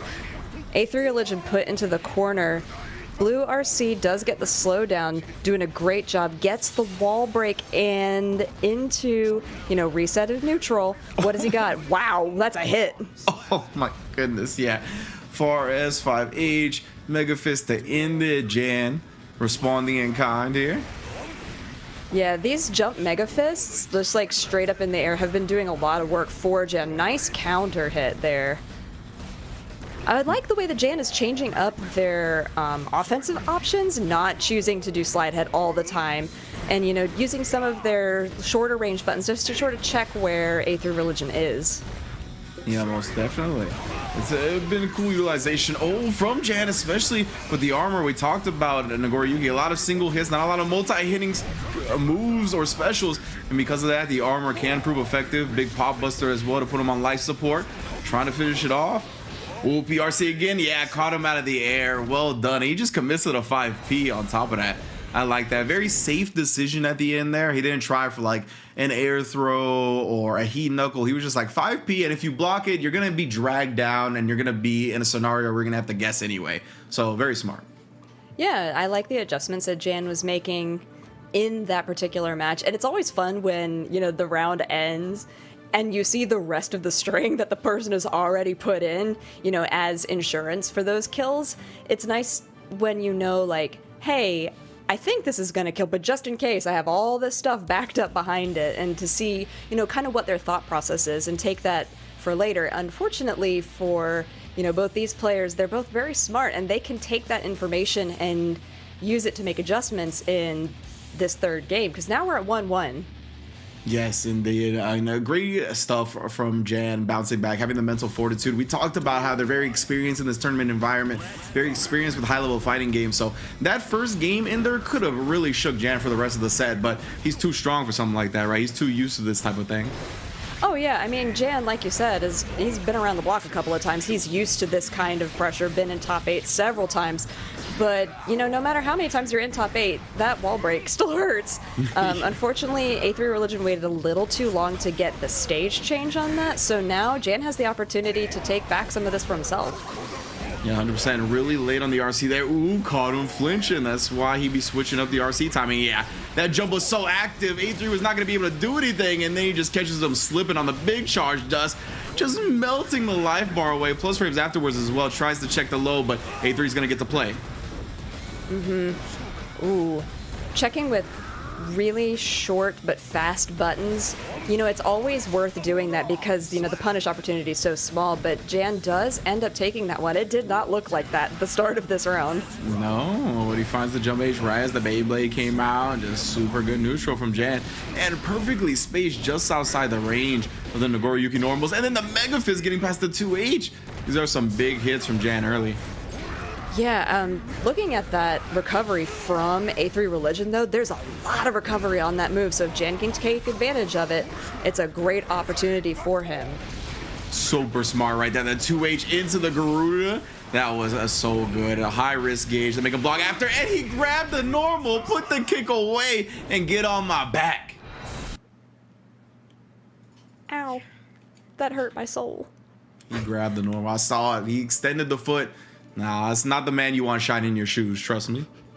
No, because he shines them with fire. It's painful.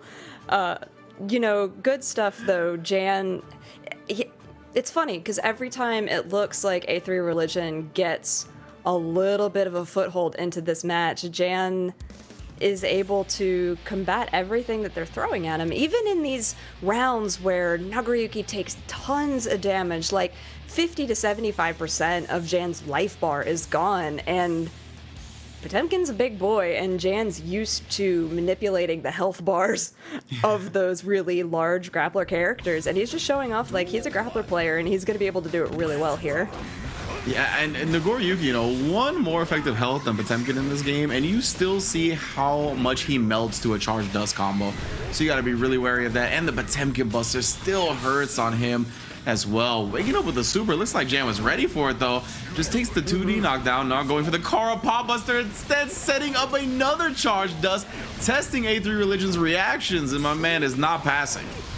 No, that... So... I think in that round, Jan got it confirmed 3 times. And that's all he needed to get the kill. That's pretty impressive. Oh no! Again, this time the 2K right into it. No! It hurts so bad every time. It took Nagoriyuki all the way into guts. Yeah, I mean, A3 Religion is trying everything in the Nago playbook to get something going. And it's just not working. I'm really hoping he's paying attention to that blood meter, doesn't get frustrated and lose track of it, but so far doesn't look like it. Is now got Jan in the corner, but Jan has a PRC. Oh, they just waited. Yeah, Jan was respecting him, until he doesn't respect him. The Potemkin busted again. I'm not even sure what that grabs, but it sure snatched up something. And Jan taking the set, putting himself in winners finals. Really impressive stuff from Jan, just being able to read everything that A3 Religion was putting out there. I mean, in that first game, which A3 did take, it looked very commanding, looked like, you know, he had the whole read on everything that Jan brought, but Jan made some really great adjustments, changing their high-low pressure, changing the way that they came into different matches, or into different scenarios, and just able to really excel at what Potemkin does best: grab you and put a world of hurt on you. And this was at the end of the first game that got me insanely hype here. So yeah, he does the super here, right? Juggles with the far SS. Oh my goodness, baiting the burst on the last hit. Just a beautiful sequence. But man, you can just see how good Jan is at the end of the day, though, right? He lost like that, which can definitely crumble even a very good player's mental state. And he just bounced back and took 3 games straight. Didn't drop another L. No, not at all. I mean, just look at the way that Jan is playing and how commanding each of these strings are, knowing exactly how long you have between, like, when he bounces you, and that is a beautiful animation as well. Just knowing exactly how much time you have and exactly the right move to put in there. Yeah, well, that was such a stare down right there. Oh my god, I still didn't see what got thrown, but some sure did. Jan in winners finals like that, 3-1 over A3 Religion. A3 Religion, hell of a show though, and I mean, you gave me my most excitable moment that I've had in quite some time, so good stuff, my man. He'll still be alive down there, gonna be facing Chancla Atamaka as he takes down Mams 3-0 with that chip, and JurokuDaisa gonna be awaiting the loser of this next match, which is Austyb and K7. This one, I mean, getting back into more Nago. So, but this is going to be Nago into Leo, which, you know, this is exciting matchup. So we talked a little tiny bit about Leo and the changes to Brunhilder stance. So just real quick, since we didn't get super into it, let's just highlight a little bit. So now when he's in that back stance during the Brunhilder stance, it's now easier for him to open up the opponent's defense. That's what they said in the patch notes, right? They're like, we are going to make it so that the situation regarding back turn stance is going to be easier for Leo to open up the opponent, which a lot of people were like, excuse me, he already opens up the opponent all day every day anyway, which is quite true, right? Now Leo can move forward towards the opponent when using the dash button, and then of course he can also cancel the 5k into a jump cancel or a dash, which has resulted in some nasty like BRC setups that I've already seen plaguing Twitter. So yeah, I mean, Leo's gonna have all the options in the world off that back turn stance, which, I mean, he felt like he already had the Earth, so I guess he's just expanding those options to the rest of the galaxy at this point. Yeah, I mean, sure, why not? But it should be interesting, especially because, Austyb's Nago is, it's everybody plays every character differently, so it'll be interesting to see a back-to-back Nago match just to see how differently they play. Already, Austyb jumping a little bit more in the neutral than A3 was, but golly, look at all that blocking he has to do against K7. Yeah, 100%. And K7 is already down in life a little bit, so I think he wants to slow down the pace and try to kind of test him with projectiles. But as soon as he did and saw Austyb not doing anything, he was like, all right, I'll get closer. Especially with the fact that he does have those big far-ranging normals due to level 2 blood, but he was locked out of the specials. Drops the last bit of it, trying to get a close S extension. That's going to cost him. K7 to the other side he goes. Yep, so he's in that back turn stance. Yeah. Oh, beautiful parry on the super. Yeah, it's not going to be what you want to do. Can't wake up on a K7 like that. No, that was I want to come back to that, but just right now focusing on what we've got right here. Drops a little bit, but gets a counter hit in the corner. So what was really interesting about the choice to do that super is since Leo was in that back turn stance, he wouldn't have been able to block it, but because he chose to parry, it worked out for him. Precisely. So yeah, just because you see Leo in back turn and you get a little thirsty, like, oh, he can't block, there are still things he can do to defend himself. Oh, unfortunate though, trying to defend himself with a flash kick, ends up getting a full punish. Does end up popping his blood though, and that is an easy punish for K7.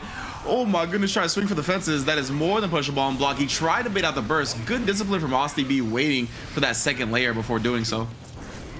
Yeah, I really thought that Austyb would be in a much worse place life-wise, just because, he did have full blood meter. He's almost got full blood meter again. He's got to be really careful. But look at the wrist gauge. Oh, that was huge. He had full caution sign wrist gauge. That was going to hurt if Austyb caught him, and he did. Yeah, exactly right. That 1-5H took off so much health because of the max wrist gauge and OTG just to put the cherry on top. And now we're going to have the wall to K7. Are we going to be able to break it here? Didn't break it with super, so we're at a neutral state after the wall break. Right, does have that positive tension gain, which is really beneficial just because you're going to have more options on the table because, like you said, 50% means you have options. And there's that 100%. Look at all those bounces. That was crazy. Does have super because of that 100% tension and is able to take it. The off the Heezy combo, just bouncing him up against the wall time and time again. And good stuff from K7 in it with the super, of course, putting away the healthy Nagoriyuki, and he is up 2-0, or excuse me, 2-1, I believe. I can't remember the set, but that's good stuff from K7 already, showing the prominence of his Leo. I mean, he's a monster on the character, and we have seen why time and time again. I like watching K7 play because his command of Leo's moveset is very, very solid. Like, if you're a Leo player, go watch K7's matches because they have got some serious fundamentals with the character. And like you had said, are like one of the forefronts on Leo's development as a character. So it's important when you're learning these, not just look at people at your own level, but look at people at the high level to see what they're doing. Exactly. He is the Mufasa. There's no shame in becoming a Simba. Like, that is what you need to do to get better.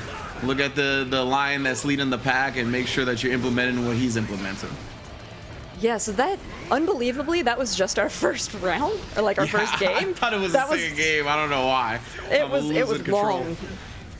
These games, sometimes they can go very quickly, but sometimes, depending on the characters, and they can take a long time. But Austyb out here losing a lot of life.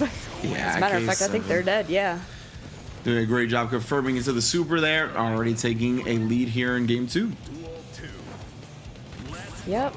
So let's see how we open up just a nice low. Was that 2K2D opener? Nice standard, able to just get a lot of damage off this, and Nago's already at half health. Yeah, keeping his distance. Actually kept it too much of a distance that time because of the burst.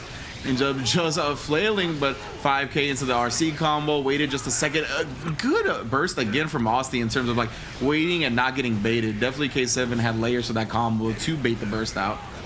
Yeah, definitely. At first I was like, why wouldn't you burst there? And then you watch all the places where K7 could have countered that burst, so good on Austyb for waiting to this. Nice, chunky counter hit of Austyb's own, though. They're pretty equal on life now. Yeah, he definitely could have killed if he converted that anti-air properly. Unfortunate. Now as K7's world, you could just be living in it. Oh, instead he's going to react with a super. I think he committed to the S already, yep. No, he doesn't get the juggle with the far S. So unfortunate. And then he runs into the S fireball. 2 hits that could have been the kill for Austyb just ended up flubbing. And that is a heartbreaking way to go down 2-0.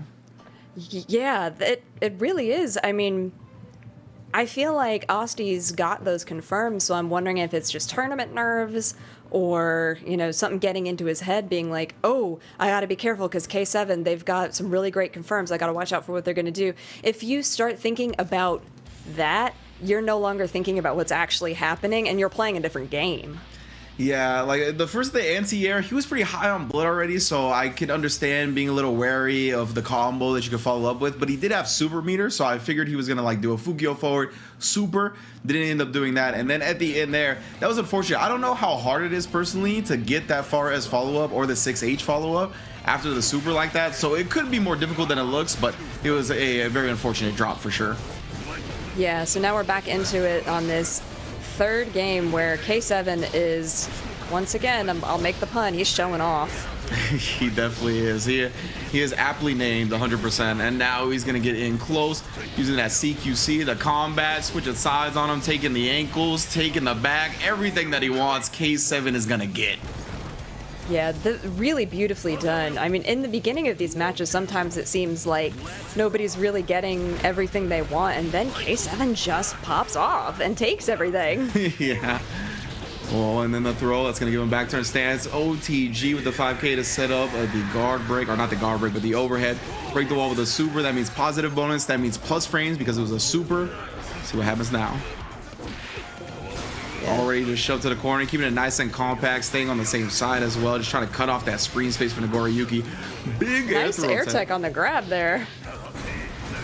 Yeah, and Austyb did get the gold burst there, so it had a lot of tension to deal with, but he's got a mountain to climb.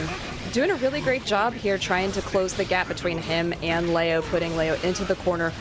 Whiffs that grab, unfortunately, and now you know that K7's got these. Oh, yeah, it just goes with a dash through overhead to finish it off. K7 moving on to winners finals. It's going to be a hell of a winners finals, and one that we've seen once or twice here on the PlayStation tournaments. We're going to see Jan versus K7 in a little while. But yeah, man, I mean, he just did such a good job utilizing everything that Leo's got, and that's really what I find myself saying every time I commentate K7. It's not really just his like gameplay itself, but the way he shows off Leo is just different from everyone else. Yeah, just the way that he's able to maximize damage off of like single stray hits is really incredible. And we're going to get to see some of that here as we go through these replays. And you know, Austyb honestly did a great job trying to counter as much as they could. Look at the chunky hits that he was able to get. But K7 just able to outlast and outplay. Yes, indeed. Oh, it was just outside of range of that. This is what we were talking about here. The super connects, and yeah, he needed that far edge juggle. Couldn't quite get it. I don't know if you need to get it like on like that semi ground bounce that he does when he lands or what, but that was definitely a heartbreaking drop. And then K7 again, you give him an opportunity that he didn't earn, he's gonna make sure you regret it. Oh, definitely. You have to play immaculately, and if you make a small mistake like that against a player of K7's caliber, like, oh buddy, yeah, you're not living. Such a good punish too, because like he backdashed the throw and then recognized that he had time to micro dash forward and get the back throw for the punish, which puts his opponent at the wall, which gives him the full combo that he wants after the RC. Like just little stuff like that too. He's always prioritizing the little things and really digging deep into the game like few other players are. So big ups to K7. He's going to be in winners finals, and we can see the way that that lower bracket has progressed a little bit as well. We got Austyb going to be going up against JurokuDaisa, and then again A3 Religion going up against Chancla Atomica.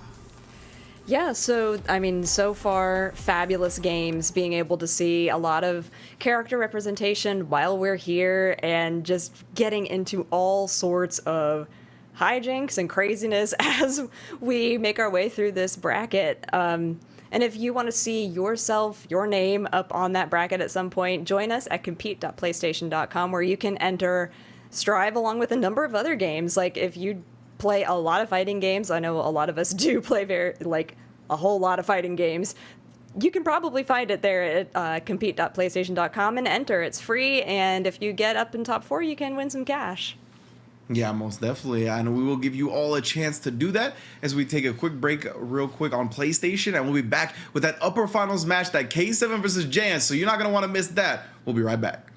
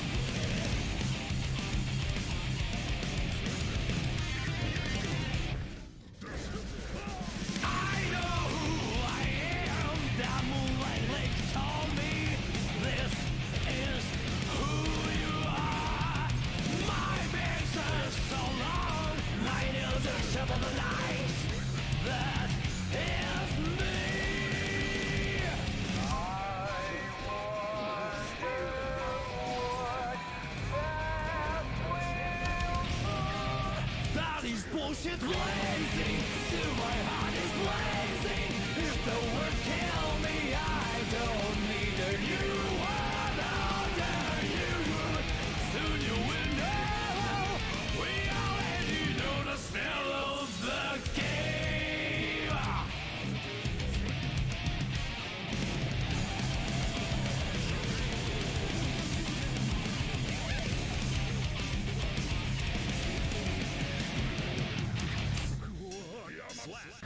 Do you know who you are when you think your words don't sound like your own?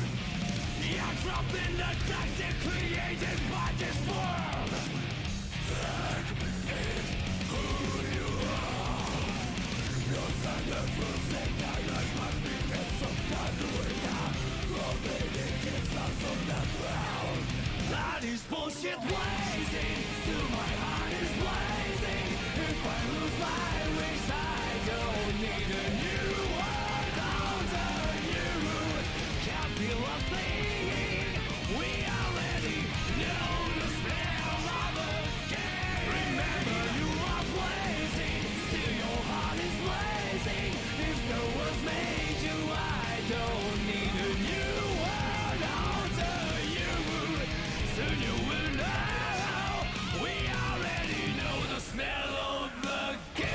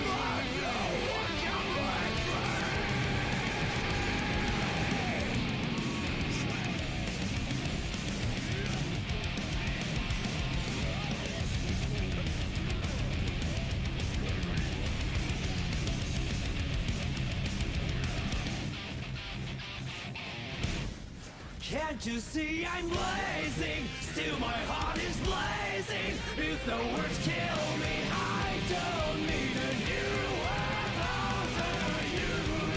My time is my word. Your words will never make me disappear. That is bullshit crazy. Still my heart is blazing. If the words kill me, I don't need a new world after you. Soon you will know. We already know the smell of love. Know the smell of love. Know the smell of love. Know the smell of the game.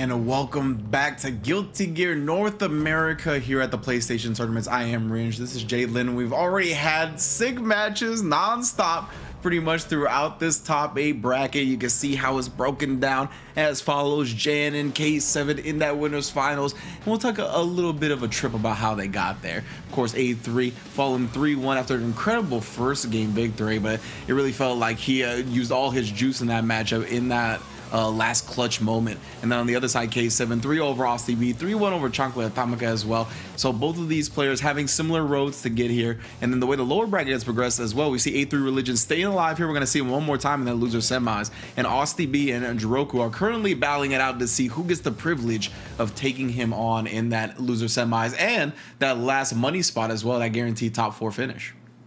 Yeah, but first, before we get there, we're going to start with Jan versus K7. And, I mean, both of these players have had incredibly dominant runs, like you highlighted already. So we're going to see Leo into Potemkin. And, I mean, if there weren't 2 heavy-hitting characters like those two, I mean, you have a grappler, and then you have somebody who can change their stance and completely change their game plan. It's going to be a lot of fun to watch. So, I mean, don't blink, because if you do, you're going to miss something. Yeah, exactly, Adam. Oh, man. The thing about Leo is that he's got the projectiles to kind of annoy Potemkin from a long distance, but he always wants to be in your face, right? That's really where Leo gets his bread buttered. And because of that, being close to Potemkin is a very dangerous situation. So it's always a matchup that I like watching, because when Leo really gets unleashed, he likes to be in that range where if Potemkin makes the right read, then, I mean, he could start his game and then it's just all over. So I want to see how K7 kind of approaches the neutral in this situation, how many fireballs he does do, what he puts out as like maybe some of the multi-hitting things to try to blow up the armor, and what Jan does in general. What if the Mega Fist is going to come out to try to bypass those fireballs, or what he does in general. Right, I think you highlighted a lot of the things that people need to be looking out for already. So at this point, it's just a wait and see. What are they going to do? How are they going to play it out? I think this first match is going to be really telling, so let's find out. Yeah, already with the slide head to get the knockdown and close S. K7, you can see command grab at the forefront of his mind, as it should be, but a huge counter hit right there. Look like a counter hit Jan's for us. Yeah, so, I mean, both of them just had what we would normally consider small hits, and they're both, like, missing a lot of life right now. So that's the thing with these big boys. They do a lot of damage with not a lot of hits. So Jan now struggling a little bit, just throws him. And now in the corner, probably, yeah, he's dead. Great stuff from K7 that round. 2 big counter hit S's in the neutral game, converted to full combos, and then the hard read air throw really put Jan in a guess for game scenario, and it was inevitable once you're in that position. Ooh, the Mega Fist right out of the side switch shenanigan. Interesting answer from Jan already. Oh, you know, checking with that 2K has really paid off a lot for Leo, and look at all of the damage he was able to get off of such a simple check, honestly, just that low. Yeah, but now we got a YRC. Doesn't want to eat that anymore. Oh, no. Ends up getting Potemkin Buster, and you're in the corner. You got to guess one more time. And K7 holding up. Doesn't want to get command thrown. Actually jumping out of the Garuda as well, but bursted to keep him in the corner. Does not tame the Lion for a second. Just 5K'ing as soon as he lands and takes the round for himself. Yeah, I thought towards the end of that, where the combo ended for Leo, that Jan might have an opportunity because they were pretty equal health there. But, you know, K7, again, it highlighted it before, knows timings and recoveries so well that they were like, no, Potemkin doesn't have a punish opportunity here, but I can continue what I've already started, and was able to take that. Really well done. Very great awareness on K7's side.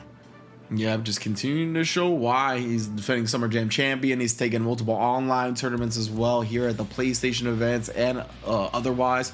So we're going to see if Jan, who has done similar things, can stem the bleeding for a minute, or if K7 is just going to keep running away with the set. So interestingly, the last time we saw Jan, which was against A3 Religion's Nago, that first game went to A3, and then Jan took it 3 straight. Is that something that we're going to see here? I don't know, but it's a distinct possibility. Most definitely. Oh, you can see Jan, he actually tried the Mega Fist on the side switch shenanigans again, but he whiffed, and that allowed Jan to get punished fully by the back turn 5B. Wow, this is Opened up again. This is just oppression. Yeah, playing handball with him, just bouncing him off the wall time and time again. Yeah, I like that K7 is not afraid to just stand there and do nothing. Is forced to burst because Jan was getting some damage going there, gets hit with the fireball, and that's all she wrote for that round.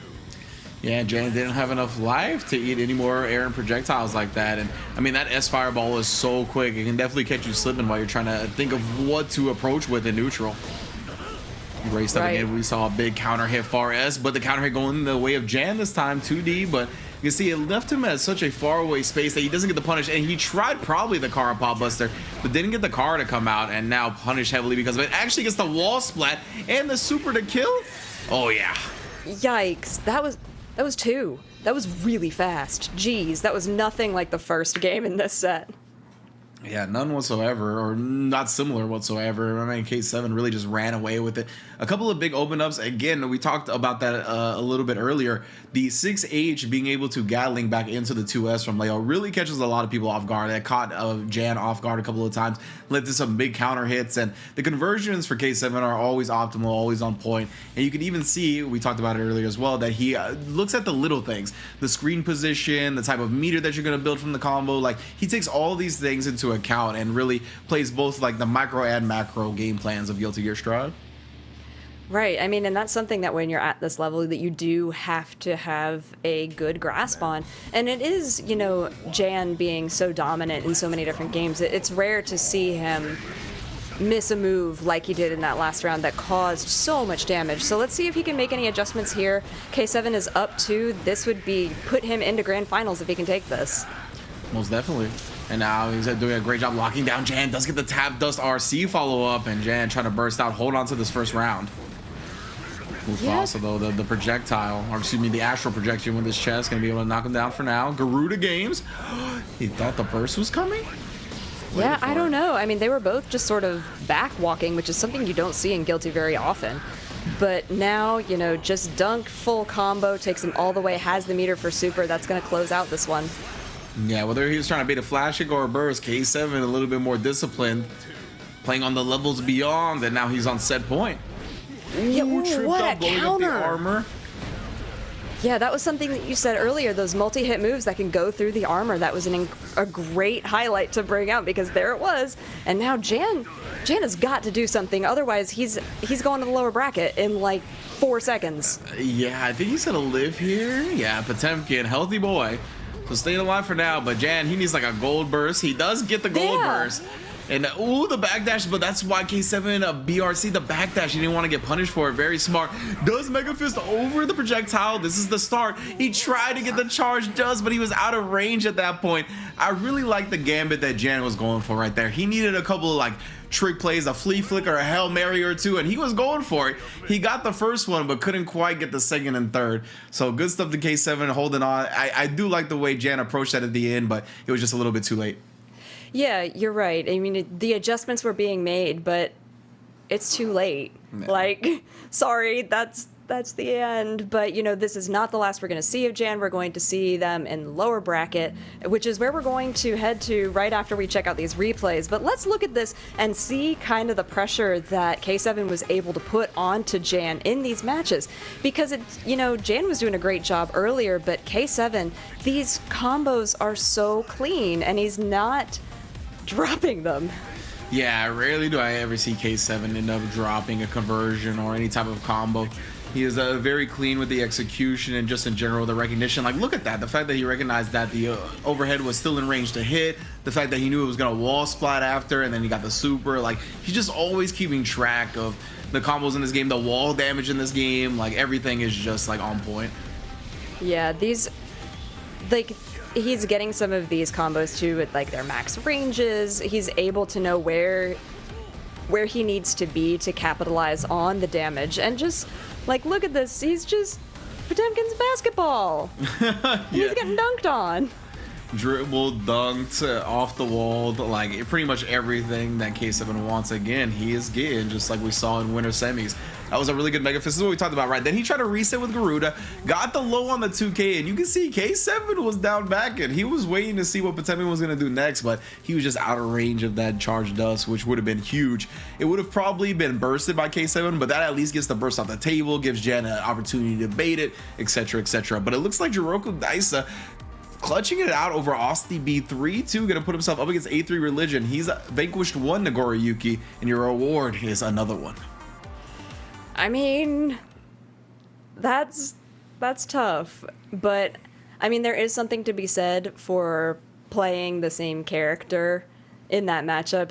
You've got some knowledge, you have some information, but like we brought up earlier, it's a different person behind that character, and they can play, wildly differently. Yes, it's the same moveset, and you have typically the same combo routes, but there are so many small adjustments that you can make per character within the realm of that moveset. Like how many of, your 5Ps, your 2Ks you're going to be using instead of constantly going into, close/far/ combos or things like that. How you're going to be using your neutral jumps and, different small move sets that can completely change and throw off your timing. Yeah, 100%. And in this matchup, Nagoriyuki definitely has some tools. Once he gets leveled up in blood, it's very hard for Zato to start summoning. But before that, I think it's a pretty interesting game to play in neutral. And once Zato or Nagoriyuki really knock down the opponent, I mean, they just run roughshod all over them. So it'll be interesting to see how they prevent themselves from getting in that scenario, right? Like, their defensive options on both sides of the characters are not good. So it's all about playing that neutral and not getting put there in the first place. And they both have tremendous neutral tools, whether it be the normals, the specials. Both of them are stacked. So I can't wait to see how this opening gambit goes. Yeah, me too. I think there's a lot of options that you have at round start for both characters. So I just want to wait and see what happens. So let's check it out. Ooh, and then he had Juroku actually just choosing to block there, respecting the 6P. That could definitely blow up a lot of Zato's round starts, whether it be the 5P or even the 2P a lot of the time. Yeah, already has a gold burst, but, and a burst back, so neither player has burst right now, but A3 does have that gold burst, which gives him a lot more options than JurokuDaisa, which, if he gets the chance to use them, is great, but right now, there's a YRC, resets the pressure a little bit. I was gonna say, JurokuDaisa doing a great job pressuring the Nago. Yeah, that first sequence JurokuDaisa got, that was a really good. He didn't quite get the unsummon he was looking for, but it was close enough to really plague A3 Religion, and he is looking strong on the Zato. Great start, respecting the 2S as well. Yeah, after the wall break, it is not easy for Zato to immediately do something. Respecting him, sees the blood gauge pop, but it actually clips Zato, knocking him down for now, but there's really no reason to do anything. Yeah, just respecting that. Puts the oppose out at the end just to absorb that projectile and then stuff him with the far S. Good stuff. Yeah, that was really well played from JurokuDaisa. Now, we didn't, just as a refresher, he did get put into the lower bracket fairly early on, from Jan, actually. Okay. But look at this. Just much more commanding gameplay. Has got a lot more going for him. FD's a lot of what that pressure was from Nago, which does push him back and is now able to get some combo started of his own. I love the high-low mix that he's bringing right now. Takes Nago all the way to the other corner, wall break, chomp straight through. And because it wasn't a super, resets to neutral. Yeah, that was really good Eddie management and like maximizing the effectiveness of the Eddie moves he got out. That was really good stuff. But we got the max cancel pop, and it is punishable on block. Good stuff from Juroku right there. I believe it's -7, so 6 frame 5p. I don't know. I didn't see the punish pop up, but it was fast enough, and he did RC afterwards to get the kill. So well done. Great recognition from JurokuDaisa. He definitely seems well equipped in terms of the knowledge department. Like, he is utilizing a lot of high level like sequences with Zato and going for some of the more optimal unsummon routes. And then right there you can see as well, well aware that the pop is negative enough to be punishable on block as well. What's really interesting, thinking back to Juroku's first game, was he spent a lot of the time in the air. And, you know, against Potemkin, that's not a really great idea. And against a Nago, it's not great either. But in that first game that we saw, a lot more of the time was spent on the ground. Yeah. And if he did jump, it was just a single jump. It wasn't a double jump. So I think it's a really great adjustment to their game plan, because it's, you know, made a difference here already. Yeah, most definitely. Good stuff. It's Juroku coming out swinging effectively up against A3 Religion. Again, a very dangerous matchup for both sides. Wow, and A3 just gonna pop the burst immediately. Gold version this time. Yeah, I mean, they had an early burst last time, but that was an aggressive burst. Again, another early burst from JurokuDaisa. Just does not want any of this damage that A3 Religion can put out. And been getting wall breaks pretty consistently here, which is a lot of extra damage. Yeah, unfortunately for him, he just used the 50% RC right there. I don't think he got the drift that he was looking for. I don't think he would have been able to combo much anyway, but he would have at least followed up a bit more effectively. Does clip him that time on the backdash. Yeah. Nice blocking from A3. God, I say it and he gets hit. My bad. Commentator's curse. Yeah, but Juroku didn't convert right there. It's all right. He'll get the kill here anyway. Oh, no, actually. He didn't have the enemy meter to summon. Throw clutches it out. Very scary, though. Yeah, some uncharacteristic drops there from JurokuDaisa, so hopefully they can clean it up a little bit more, because if that keeps happening, A3 Religion's going to be able to, like, systematically open you up.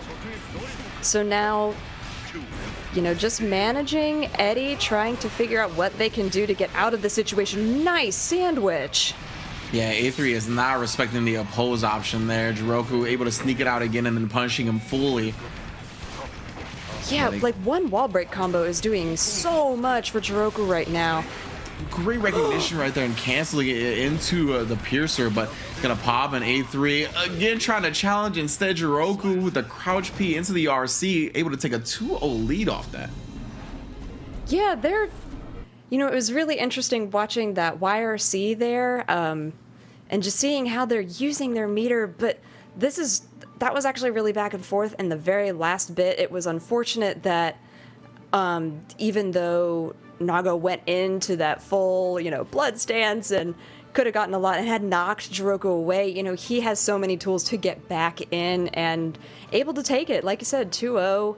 This is a bit of a road, it seems like, for A3. Somebody who, when they came in here, was our only, well, one of 2 3-0s of the day. True, yeah, he is definitely facing a lot of adversity right now up against Juroku Zato. And I mean, you've seen a little bit of the buffs in play when it comes to Zato. We saw like the oppose being able to be canceled into the piercer at the very end there happened very quickly. I think just in general, that is something that Juroku is looking for in this patch rather than previously before, just because of how fast you can cancel into the other move. But yeah, definitely something to keep an eye on. Tries to get the tap dust in there with a frog follow-up, but a big block, and now he doesn't have any Eddie meter. Yeah, it's time for A3 to put the pedal to the floor, and that's why Juroku's gonna burst out. Right, yeah, this is actually the first time that A3 hasn't had a super early burst too, so that's another option that they have left on the table for them. So Juroku having a little bit harder time in here. There's the burst, but it is really punished right now. Back into the wall combo. Is this gonna... I think it is gonna hit, yeah. Most definitely. My man was going with that far edge. Try to keep it meaty to go into a summon afterwards, and A3 recognized it. Wake up super Fukio forward, checks him with the 2S just in case he was feeling froggy. Not committing to the full far S sequence there. Does kill little Eddie with that Beyblade, but still, JurokuDaisa alive for now. Yeah, good blocking. I mean, he's one wrong hit is gonna kill him, but that's a great setup Yeah, for get as much as he JurokuDaisa. possibly can. Yeah, one hit's gonna kill here. Oh my goodness, he's got the burst back just in time. That was so clutch. Oh, he ran forward. Yeah, 6P FD from A3 right there. Didn't want to stick his hand in the blender. My goodness. Oh, the jump S ruling the skies.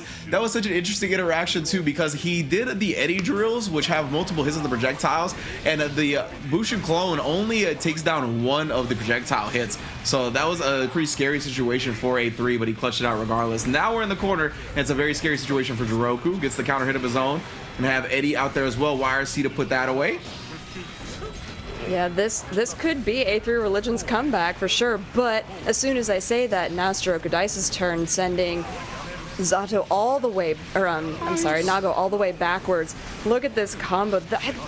The way that he can high-low so quickly and just put you into a dangerous position is both terrifying and really cool to watch. Oh yeah, and he committed to that full far S sequence right there. That is heavily punishable on block. Juroku kind of leaving some damage on the table, but it is hard for Zato to get distance punishes like that. Again, clutch burst just got that back. Got a nice tech in the air. They're both trying to go for that air throw because it would have won it for him. Counter hit. Ooh. You saw the frames. The 2S was trying to sneak its way out there and make a deal, but A3 Religion with the close S speed just stuffing that before the active frames could get out. Good stuff right there. Great recognition. The fact that he drifted forward off that RC and slowed him down and was confident enough to press a button. Didn't even go with the throw, right? He was like, oh, nah, I know you can get stuffed by a real hit. And yeah, that was just experience from A3. Very good knowledge on the character and the situation. Yeah, and A3 puts one on the board now, so it's not gonna be a clean sweep. So Juroku's, I don't think, has to make too many huge adjustments because their game plan's been working pretty well for them so far. Just has to make sure that they don't leave. You know, talk about this a lot. You know, when you have players of this caliber, when you get to this level, you know, it's not about making huge mistakes. It's about leaving tiny gaps or small mistakes for your opponent to capitalize off of because they're used to seeing that small of a gap to take advantage of. And I feel like that's kind of what happened in that previous game. Yeah, exactly, right? It'll amaze you, like, the higher level you go, the more small decisions really add up to a grand result. So it's something to keep an eye on here as we progress through this set and see if A3 can continue to make these small adjustments that bring him back, because it is 2-1 now, right? It was definitely on the verge of getting a sweep going for Juroku, but he has at least stopped that. But that burst completely whiffing does kill little Eddie, but he's not going to get a gold variation. He's not going to hit Zato, so he's still just locked in this corner. Yeah, gets a little bit started here for A3 Religion. YRC, nice reset. It's always nice to have YRC to reset your pressure there. Gets a nice grab, goes for the low. God, A3 is blocking for their life right now. Oh, yeah, he tried to sneak in the overhead with the oppose to finish it off, but the snake still actually caught A3 after he jumped out of it. Nice projectile to just delete the screen for a quick second, putting out the oppose and no unsummon or cancel. So yeah, this is A3's time. No Eddie meter is here. Just tries for the 5H, but in level 1 blood, not too much range on that. Nice, able to get test the frog effectively. I liked A3 trying to go for the anti-air, you know, just in case. Ooh, Juroku in that danger state, losing tension actively. Okay, out of it now. Doesn't have Eddie. Nope, back in danger. This is troublesome. Yeah, unfortunately for A3, got clipped by the normal into frog, and the frog got 2 hits, which allows for the easy follow-up, and now back to a set point for Juroku. Right, I mean, that was not a clean victory, though. There were a lot of things they could have done, and this is looking pretty heavily in A3's favor, especially with this wall break into super. Yeah, gonna be massive damage here. Put Eddie in a guess for game. Oh, never mind. My man's got no health. Just actually deleted with the perfect once again by Nagoriyuki. And here we go. This is going to be A3 Religion still alive. JurokuDaisa still on set point. Catches him with a low. Doesn't even combo, but does get the dust and the frog follow-up. So, geez, this really could go either way. I feel like A3 Religion is figuring out this matchup pretty well. Wow, a lot of dusts back to back there from JurokuDaisa, just trying to catch, you know, A3 hitting buttons. Oh no. ends up getting bit, and yeah, burst out. Didn't want to take that corner pressure that Nagoriyuki was about to exhibit, and a great stuff again. Full conversion here. He's going to use the sword super. He does. Super smart right there. He's going to get the positive plus frames on the wall break, and he's got full eddy meter. Doesn't bait out the YRC though. That's definitely something you need to look out for, considering A3 still had 50% tension available. Tried to summon, or maybe it was a drill that got clipped. It looked like a drill. Oppose here. Oh no, he ended up sandwiching himself, jumping directly into the snakes. My man Zato is definitely House Slytherin, and you did not want to put your hand in the air. That was a great one. Yeah, I love that setup at the end from Juroku, like having the Eddie there and then using the low to get underneath, just capturing A3 in that sandwich. And unfortunately, like you said, A3 kind of jumped straight into it. So it was a lose-lose situation after that. But, you know, he was really coming back there towards the end. So, you know, you hate to see it in a longer set what could have happened, but, you know, we already got, you know, yeah, first it's already three, 3 out of 5, right? So you're not gonna get much better in tournament, or not many more games. And because of that, Juroku able to hold on. But yeah, I expect A3 to come back a little bit more knowledgeable in the matchup, and definitely just making some different decisions in certain scenarios if he ever faces another Zato in this environment again. But I mean, big ups to Juroku, like for real, like his Zato gameplay is exquisite. Like he's doing a lot of advanced things. The like absorption on the Beyblades has been super on point because he hasn't been greedy with the follow-ups. He's been doing like 2S into drunkard shade combos, which is really good, and they're more consistent than some of the 2H stuff because of the way the Beyblade hurt box leaves Nagoriyuki sometimes. Right, there was that YRC into the blood activation that knocked him back. That was a really cool moment. But now, I mean, going back and watching this and watching the way that Juroku uses Eddie, especially with the sandwich frog setups and how he's able to manipulate the screen so effectively against his opponent, is, you know, it's really exciting gameplay, and they've really got something figured out. Yeah, 1000%. Like he is definitely gelling with the character on a level I see few people do. And this is a character that takes a good amount of work to really excel at a high level. So I'm been impressed through and through with Juroku, and I'm glad that we're gonna get to see more because he's gonna be going up against Jan in Losers Finals, and that's the person that put him into Losers in the first place. That's true. Yeah. So taking a look at the bracket now. Jan versus JurokuDaisa. Now, just as a refresher, Jan took that 3-1 over Juroku, and that was a very dominating set from Jan. So, you know, we always talk about riding the momentum when you're in the lower bracket, you know, coming back from that, you know, that was a great set from Juroku. I think he's like learned a lot, and we got to see a lot of what his game plan is, but there's always that little mentality of, I'm now facing the person who put me into the lower bracket.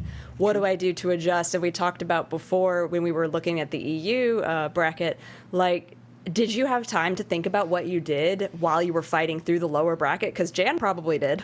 Yeah, exactly right. And I think Juroku, he seems like he's playing a bit more confident than we saw in that first set up against Jan. So hopefully he can kind of carry the decision making up against them. It's a very scary character to go against. You don't want to be too overconfident because you can overextend and then your life just disappears. So I understand, you know, wanting to be a bit cautious, but we'll see the balance he strikes. And, you know, I wanted to talk about how JurokuDaisa, I think 21 years old, one of our youngins, and it's really cool to see. You talked a little bit about it earlier, not only the different communities, the veterans coming in, the new players, but I really like the fact that we're seeing names do really well in this game that I have not seen ever before. Like JurokuDaisa, again, apologies if you're a god in some game that I'm just unfamiliar with, but I haven't heard of JurokuDaisa before this. This is really cool to see that. And then we got players like Red Ditto who are doing really well in the Grand, I think, Bamboo battle over at Panda Global, and he did well in another tournament as well, and I believe they just started playing from like Sajam stream. And then there's DPS as well, one of the Axel players that does really well at the Levo events. So there's all kinds of new players just coming out of the woodwork that are showing out in this game too. Yeah, and, you know, it's really cool to see the way that they're developing in the scene, and not just developing in it, but developing the scene. Yeah. However, according to poll results, 100% of you guys thinks that Jan is going to take this one. And so all of that aside, I mean, you know, that momentum and all the things we just talked about, you guys said, I think Jan has this. Because, you know, he did the first time they met. Yeah, and I think before that it was like 100% to JurokuDaisa. So I mean, hey, people know who are apparently going to take the W's. I hope to see JurokuDaisa put up a little bit more of a fight here up against Jan. We saw him try to utilize the far S, some of the multi-hitting things to blow up the armor of Potemkin. But honestly, at the end of the day, there was a couple of exposed moments that saw him really try to get a little bit greedy with the summons and the drills up against Jan and Potemkin in a way that you really can't. Just because, like, if you do a 2S into a drill, or you do a 2S into a summon, even a far S into a summon or a drill that's not Frog, the Megafish just blows it up. So it is like literally not viable unless you like condition them with Frog first. And then we saw Jan react to that Frog conditioning with a 6P that blew him up as well. So it's going to be an interesting give or take here in the run back. Yeah, I love that you were highlighting all of that, because it's a really great refresher on how Jan locked down what looked so dominant in the previous game that we just saw. Because, you know, conditioning is something that is really prominent in fighting games. So teaching your opponent to react a specific way to a certain set of moves that you're continually putting out, and being able to change that and, you know, all of a sudden, you know, change what you're doing, it's going to throw your opponent off, and it's really important game plan. So, and that's what Jan is able to do really well. We've mentioned a lot that Jan has a ton of fighting game experience in not just Guilty Gear, but in multiple genres, and they're no stranger to the top 8 situation, the nerves that come from that, whether it be in person or online. So they're able to make mental adjustments that Juroku might not be used to yet, depending on where they're coming from as a fighting game player. Yeah, exactly right. The Grappler experience, in terms of reading your opponent, translates game to game. So, like, he's been reading his opponent, holding down back for like 20 years, you know? And because of that, he has a real good sense of when you want to move and when you're willing to hold down back. And he has just found success in game after game, character after character with that exact read. So we're going to see right here, though, ooh, actually the hesitation 2K2D end up knocking him down, and then he jumps and blocks the burst. So again, that was one of the things that really prevented JurokuDaisa from excelling in that first set too. His bursts were not on point. He got them blocked a lot of the time, and because of that, he didn't even build them back in rounds 2 and 3. Right, and I love how you were talking about holding down back, and that's all Jan did for the first 5 seconds of this game. JurokuDaisa getting a little bit more of their footing back in this, gets a grab and trying to get something set up, but ooh, just jumps straight out of the corner. Yeah, Juroku, ooh, he got slowed down on that air dash, but not able to slow down the Potemkin, respecting the cheeks. OTG with the Mega Fist, but not enough to kill off yet. Oh, just a raw Frog summon. That's what we talked about, though. If your opponent is feeling froggy with the Mega Fist, you gotta show them that you are the froggy one. Yeah, that was very, very close for both players, so good job on JurokuDaisa for being able to go through that. Now, Jan, of course, mentality-wise, is not going to be out of this. This is just the first game, or first round of the first game. No biggie. So, unfortunately, those not really getting the hits that they're fishing for, and Zato's getting most of them. Yeah, and good recognition from Juroku on that summon on the Piercer, just blocking afterwards. He was able to recover in time to not get clipped by the Mega Fist. Very smart. Ooh, gets the 5K into the dust this time. Really catching Jan off guard. Yeah, the tap dust is big around Zato just because he has that follow-up with Eddie, which most characters don't have immediately follow-up to their tap dust. That's why you see him abuse it so much. Oh, little flick to try and get something, but Jan has to get something here. Okay, slide head opens up a little bit, but RC was on deck and gets countered and hit. Yeah, Juroku, it's interesting to see. He's done this a couple of times now where he does jab and he just commits to the RC afterwards. He's pretty much always hit when he's done it, so I'm interested to see like what he goes with on block. I think he'll probably use the slowdown to maybe just escape the corner in that scenario, but hits once again so he doesn't have to worry about escaping anything, just takes away the rest of the life bar from Jan. But I believe this is how it started last time, as you mentioned, right? He lost the first game and then took 3 straight, so we're in familiar territory, and Juroku hopes this is not a similar enough sequel to that first one. Yeah, I mean, to be fair to Juroku, that was a much cleaner round than we saw the first time these two played.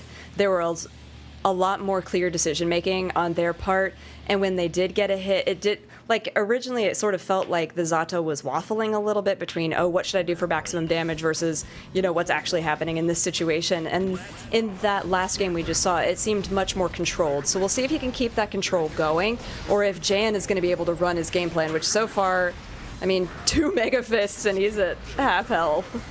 What an aggressive burst coming out from Jan, but it actually didn't clip the Zato. It's going to be a big back throw, but again, not able to make too much happen, and we got a gold burst on the side from Juroku now. He's going to set up, try to buy that any meter time, and he tried to not be too linear with it just in case Jan was going to go with like some Mega Fist, but instead he delayed it and still blew up the Eddie Summit, now finally getting him out clean, and gets the empty jump low, but too far for the proper juggle on the Piercer follow-up.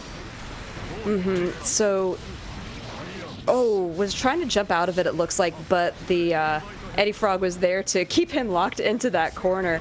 I love the way where Jan just walks at you because it's so threatening. Goes for a slide head, but JurokuDaisa was jumping, so doesn't get affected by it. And now, just Jan, there was the charge dust, it took it. I thought Jan was going to be able to get something going a little bit there, but again, a lot of control coming out from JurokuDaisa right now. Yeah, really doing a great job showing some adjustments here. Backdash though, and he had a really clutch backdash last round too, where he managed to avoid the close S after the PRC. Doesn't avoid that one. Yeah, Jan's doing a lot of jump moves. It's not only the Mega Fist, it's a lot of different things. And look at the difference in life from rather than when he's just walking towards JurokuDaisa. Yeah, Juroku doing a real good job. Ended up getting the air throw on the slowdown with the Mega Fist, and then we talked about it, right? You gotta go into the Frog Summit if you want to hope to blow up that Mega Fist, and he's gonna try to hold on to this hard to start, despite being up around. Now RC to drag him all the way to the wall, and Jan not willing to risk the follow-up. He wouldn't have had much of a combo left, because of no Eddie, but the Mega Fist gonna put him in the grave. Yeah, and the burst worked out well for Jan there because he was able to take the round from it, but it was really scary when you're that low in a round. Using your burst knowing there's a distinct possibility you're not going to get it back is always risky, but for Jan it was a risk he was willing to take, especially now. Look at the life lead. Oh no, yeah, I got hit by the Garuda, and just like that it all came crashing down on Potemkin's back. Jan was looking like he was struggling in that first and second round. He won the second round by the skin of his teeth, and then that third round was real Potemkin-like, right? Just got him in the corner, knocked him down. And we talk about Zato's weaknesses being a lack of defensive options, and you saw them exploited heavily there. Yeah, oof. Sometimes you watch the beginning of a Potemkin match, and you're like, well, I've got time to think about what's happening. You don't. Especially with Jan, because he was doing what was working really well the first time they played, which was neutral jump, move, and then change that move up. So if you've conditioned the Zato to stand block those, incoming Mega Fists, go to the slide head because they're gonna get hit if they're stand blocking on those. So, and Jan did a really good job manipulating that high-low situation there. And now, just harassing him with some lows coming out this time for JurokuDaisa, the 5K, the 2K, now the damn Fang to get that Eddie meter back, of course. Yeah, you see he's really trying for these raw Frog Summons now just to discourage Jan from going with the reversal Mega Fist. Does blow up the slide head, and that's one of the things that Zato can really annoy Potemkin with as well in this matchup, because he has flight. He can stay in the air for so long, so these predictions on slide head can get blown up sometimes. Nice throw tech on the ground. Yeah, really nice throw tech. It's not easy to do. YRC's what would have been a dust. YRC back at you with a PRC because he had full tension. That's a lot of nice use of meter to take back the game. And JurokuDaisa did an interesting thing right there. He did a pose, and then he jumped into the air and just committed to the air throw. Because if Jan went into the air to try to avoid the oppose, he would have air threw him. And then when he landed, Jan tried to take advantage of it, seeing the whiff, and the oppose ended, and the snakes came out and killed him. So yeah, it's something you always got to be aware of if oppose is out. It will end on its own. Yeah, looking at this, so there's... Oh man, you watch somebody block for so long and you're like, as a commentator, I just don't want to say anything because, man, if you're hit, that's gonna be crazy. And then does get hit, but they're actually a pretty equal life. Jan does have the advantage with tension right now. Uses it all to RC and get JurokuDaisa into the corner. He's alive, but barely. My goodness, JurokuDaisa was trying to play so well that whole time, and then he got clipped by one Garuda, and you had to guess for the game. This is how it be. I don't know why, but I think Potemkin's grab animation, but he just like throws you into the ground, looks so funny. It is. But it's just like, get smacked. So now JurokuDaisa trying to do anything, something, but you're wall broken. That's another perfect. Indeed, Jan. My goodness. Riding that momentum he got from round 2 all the way into round 3 again, making him hurt. Oh, man. That JurokuDaisa, he's playing the set good. But it's just small mistakes, 1 or 2, can really cost you against Potemkin and Jan. Like, he's just so good at maximizing any opportunity you give him that it's a very hard matchup to overcome, even when you have advantages in it. Yeah, and unfortunately for Juroku, it's looking very similar to what we already saw with Jan coming back from that first loss with a clean 3 in a row. So unless JurokuDaisa can get something really going to open up Jan and take tons of damage initially, like, I don't know if he's gonna make it here. Yeah, for sure. See if Juroku can maintain his composure, really try to lock down this Potemkin, but you can see Jan already with a big clutch defensive choice, able to jump out and switch sides. Juroku getting the counter hit that he wants, but ends up messing up. I'm pretty sure that was an execution error of some kind. I don't really know what it was, but nonetheless. Yeah, that looked pretty uncharacteristic, so probably Jan forced to use the burst. He knows that JurokuDaisa's got those wall combos, didn't want to eat the damage that he had. Ooh, whiffs there, but Juroku doesn't get a huge punish off of that, so now Jan seems to be back in control, just trying to see what he can get off of little hits here. Nice blocks. And back into the corner, but I don't think Jan really cares. Yeah, with no Eddie meter, he's not going to be too intimidated. Oh, yeah, and the slide head blowing up Zato right there, getting rid of a post. Doesn't get the Kara, not close enough for the regular command grab either. Gets the tap dust going, close enough to get the OTG, close enough to get that second hit. He needs the Amorphous, he's going to get it, and the kill. That was really nice way for Juroku to maintain composure throughout that, because when you're on the back foot mentally, like, you're down 2-1, this could be the end of your tournament life. To be able to maintain that and be able to put a win is a big shift for you in mentality. But unfortunately for him, has lost a ton of health, forced to use burst already, and Eddie unavailable right now. Yeah, with the Mega Fist, he's trying to get out of it. Does find the landing recovery punish, but nothing else. And the burst, as soon as little Eddie came out, going to put him in a very dire situation. Does get the oppose out. That's huge here. You can see the combo fully formed. Going to get the wall break afterwards as well. No Eddie meter after this, though. And we're all in the neutral. He didn't break the wall with a super hammer fall. Doesn't get the follow-up that he's looking for, but still going to be very difficult. Once again, the jab RC just hitting off bat. Does have little Eddie. Tries for delayed jump D, but he was a little bit too far to make him actually block. Oh, charge does challenge. What did the 5 fingers say to the face? I got caught off guard by that. That was really funny. So now, Jan's still up on this one, but I feel like he's sweating a little bit because Juroku's making some really smart decisions here. Able to get a lot of damage here, lots of pressure. Slide head does not hit because Juroku was in the air. Another dust. I mean, those have been working out really well. Wall break with the super. Able to maintain pressure while the wall break goes through. Gold burst, though. This is getting a little scary. Wow, I guess he backdashed the hammerfall at the last second. It looked like he didn't even have to block it. Ooh, PRC again. Yeah, we talked about that 5P just to bring him down. Great YRC from Juroku, though. Really not trying to surrender this frame advantage. And the charge dust this time. There was tap dust again and again. This time going with the charge version, but the healthy Potemkin living for now, but not blocking his legs. 2D gonna force a game 5. Yeah, great adjustments from Juroku. The things that we had mentioned, got to maintain your composure, got to make sure you're not dropping those essential combos. He didn't. He did a really good job keeping it together, especially when, one mistake could have cost him the entire tournament life.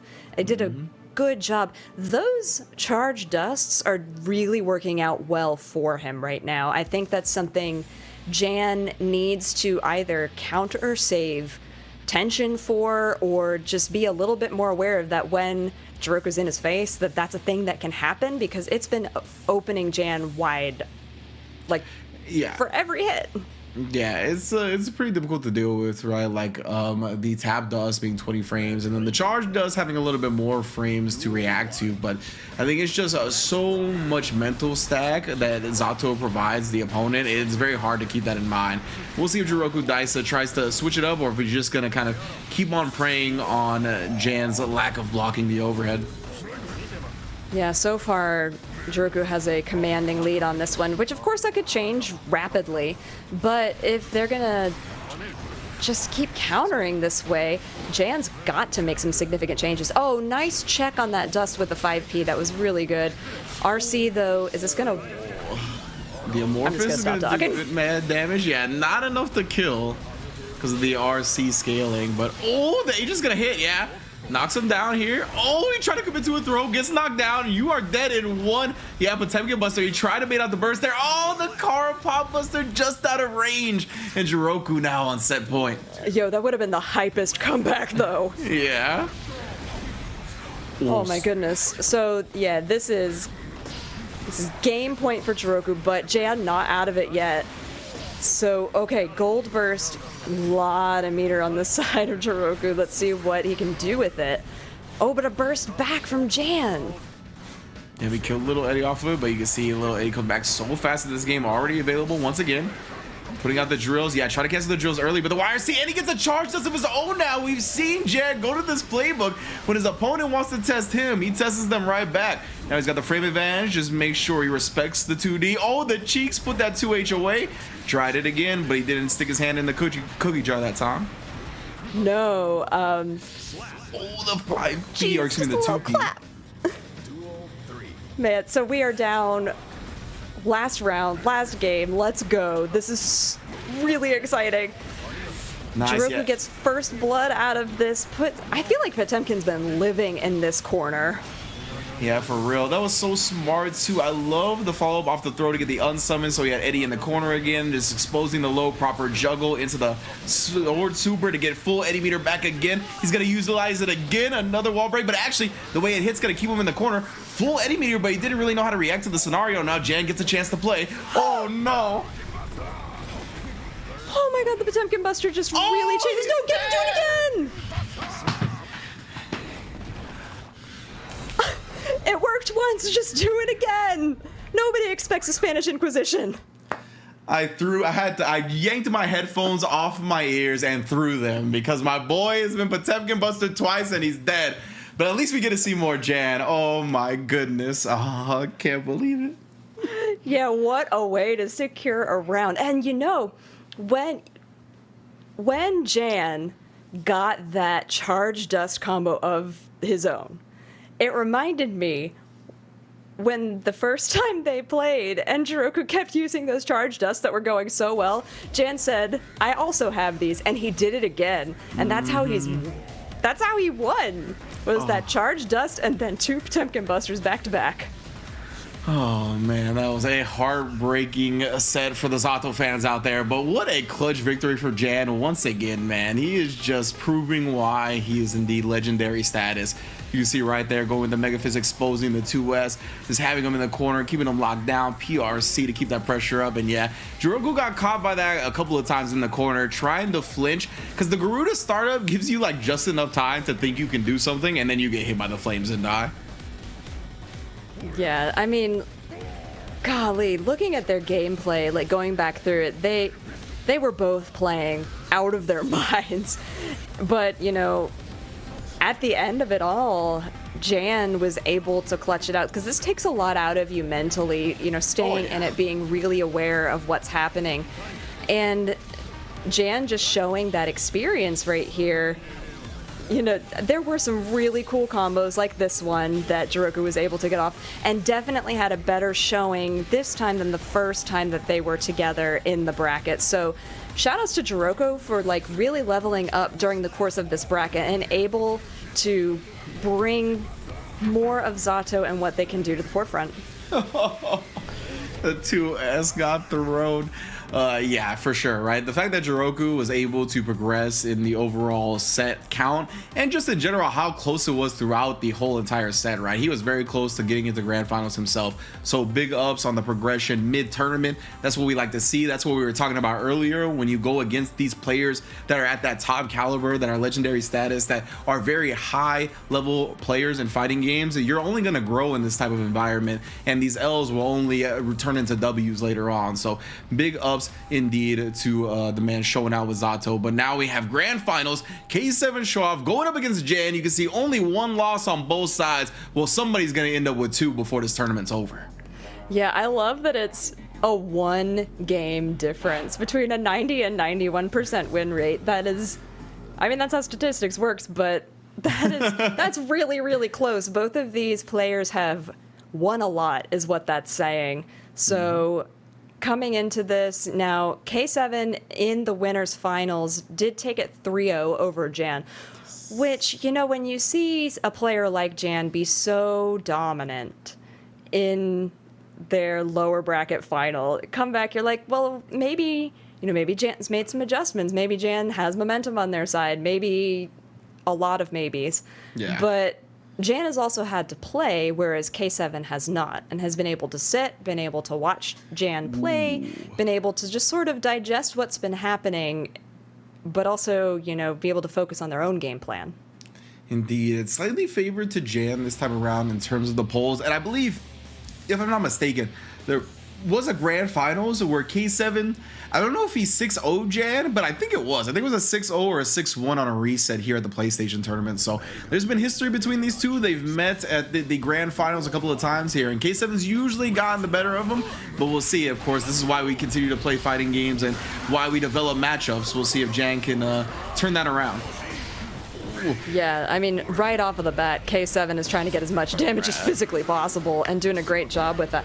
I love the difference in how willing they are to use meter, because these guys know each other. They know how they play, so they know when they need to spend meter, and K7 sends Jan over into the next stage and just grabs him to death. Grabbing the grappler. Sometimes you gotta let him know who the king of the jungle is.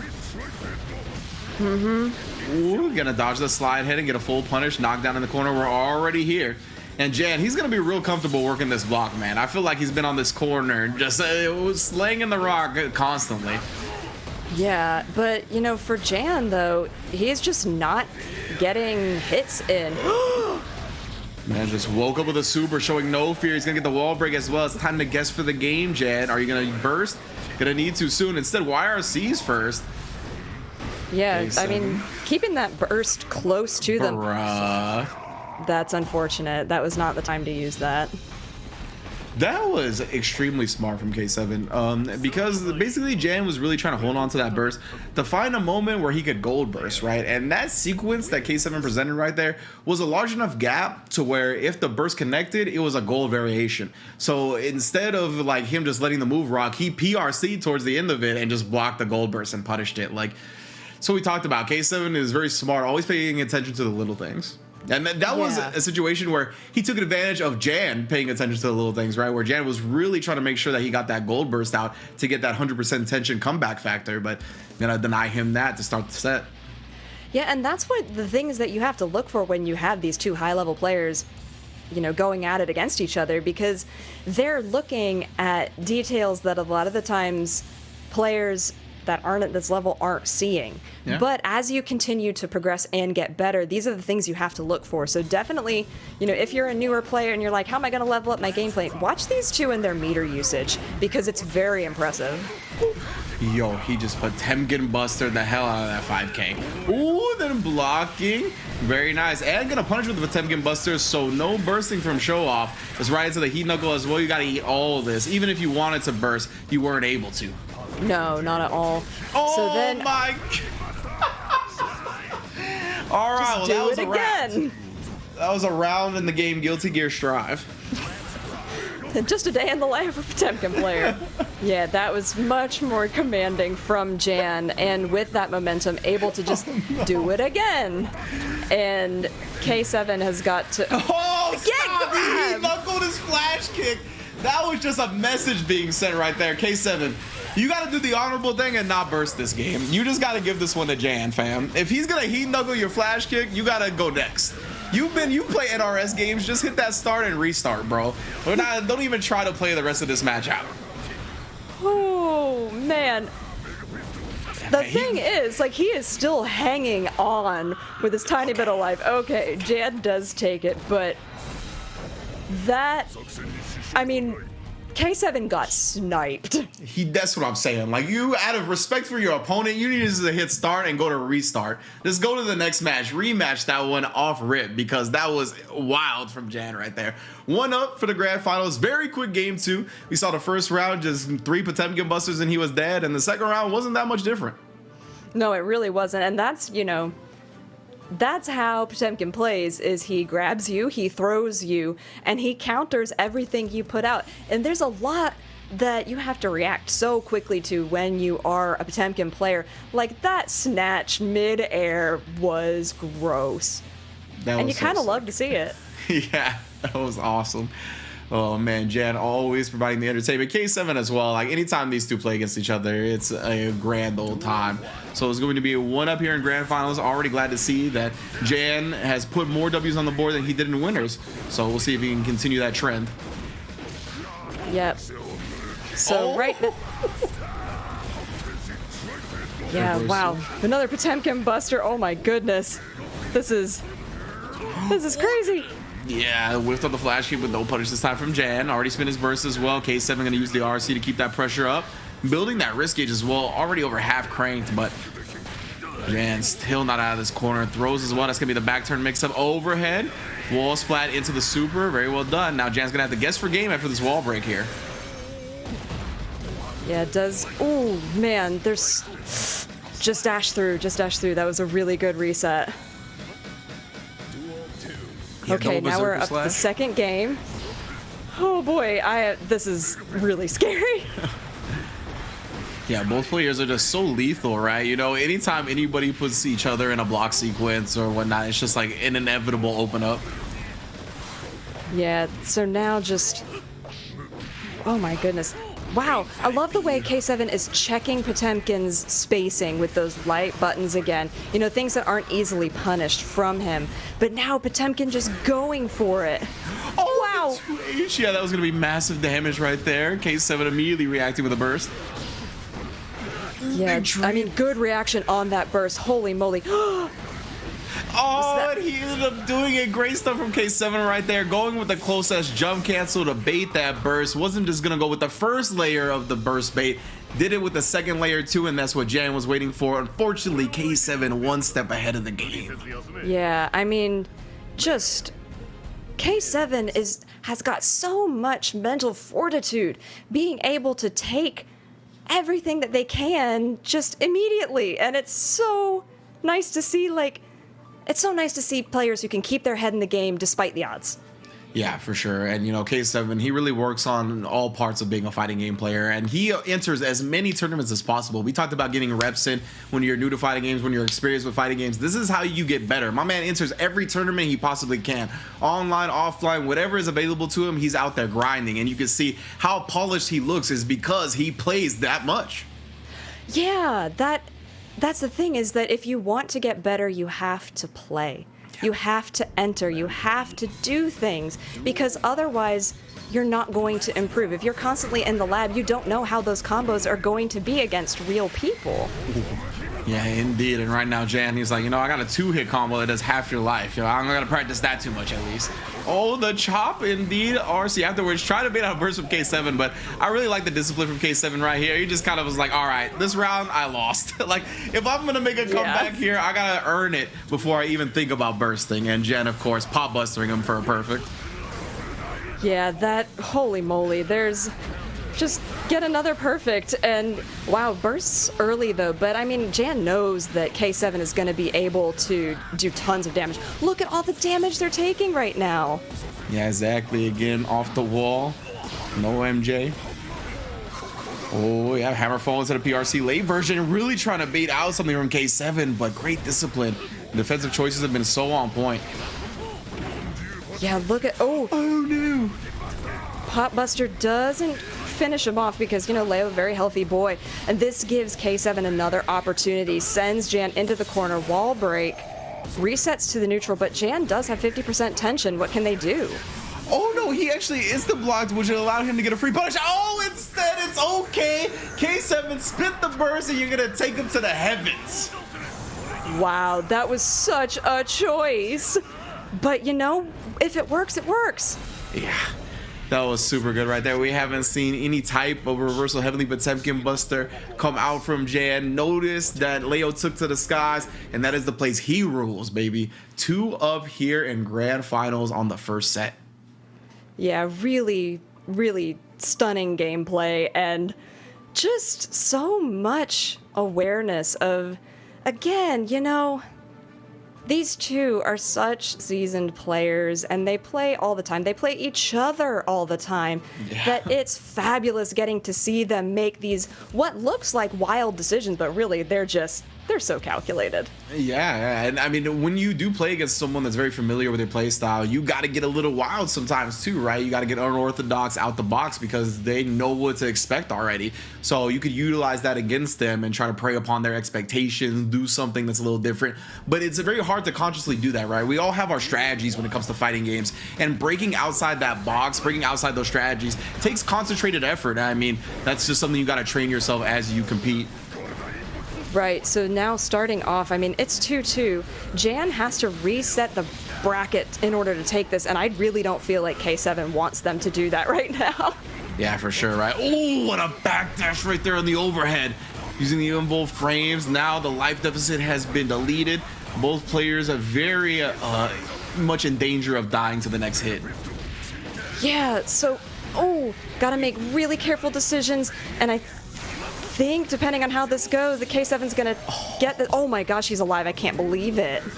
Oh, he just tried to Carl Popbuster on the round start. I cannot believe he anti-air with a 2H didn't do anything. This is so scary. K7 somehow clutches out the round with a 5K.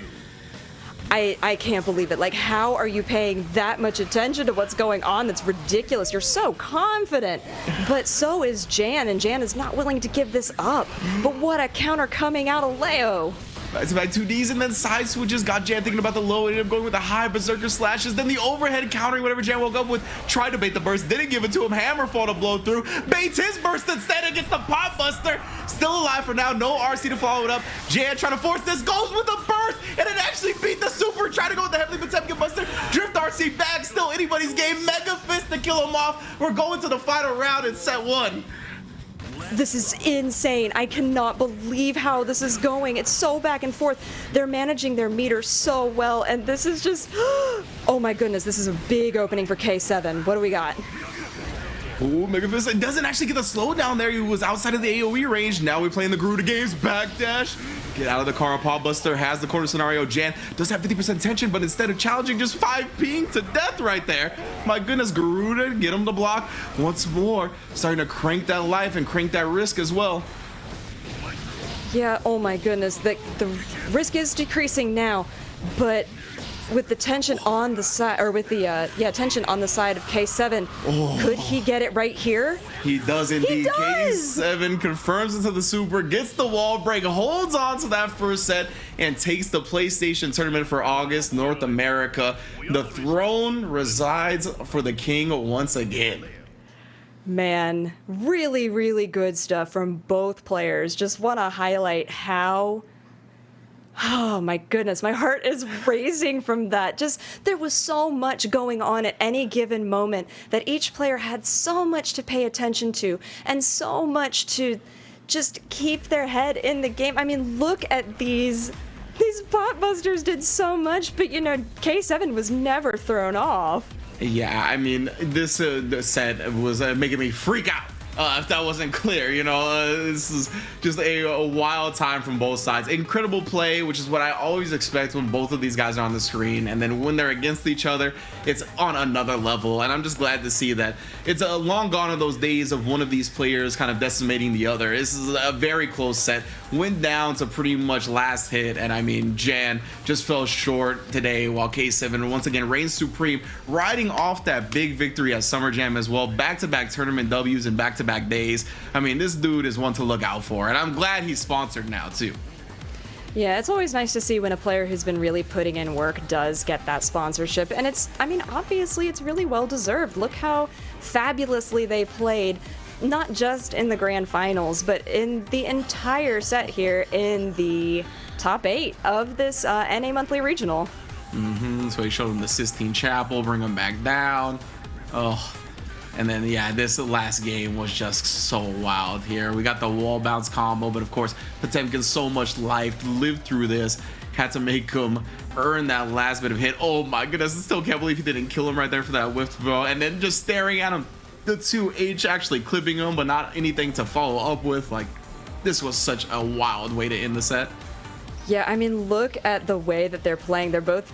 It seems like they're so wild, but it's so careful. It's so calculated. Everything that they're doing is just so smart. These guys are masters at their characters, and they showed it here. They did such a fantastic job. So there it is, the completed bracket for this monthly final of Guilty Gear Strive for the PlayStation Open Series, with K7 in first place, Jan in second, and JurokuDaisa taking that third place win.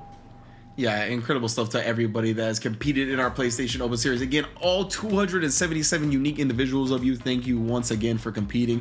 And big ups to K7, Jan, JurokuDaisa, A3 Religion, everybody that got paid and the like. And of course, this is how the rest of the week is going to play out here on twitch.tv/PlayStation. We got Austyb Tower tomorrow at 10 a.m. Pacific time. Then the Tekken 7 monthly finals for August going down at 9 a.m. on September 2nd. And then on September 3rd, we got the monthly finals for Soul Calibur 6, also starting off at 9 a.m. Pacific time, all right here on this channel. And if you want more information, of course, you can go to compete.playstation.com. That's where you're going to find all information regarding signing up for Soul Calibur, Tekken, Guilty Gear, and the like, and just in general, all the information that you could possibly want in the realm of competitive video games beyond fighting games as well. Remember to visit compete.playstation.com if you want to sign up or just learn more about what we're doing in this realm. Yeah, so, I mean, we got to see some spectacular matches both in EU and NA here today. So, shout-outs to everybody who entered, everybody who came in, showed up, showed out, and I had a great time. Ringe, I think you had a great time, and it was awesome getting to commentate with you here for the first time, and I hope many more after that. So that's going to do it for us here at the PlayStation Monthly Open Series. We hope to see you next time in this top 8 bracket, and we are going to see you next time. See ya.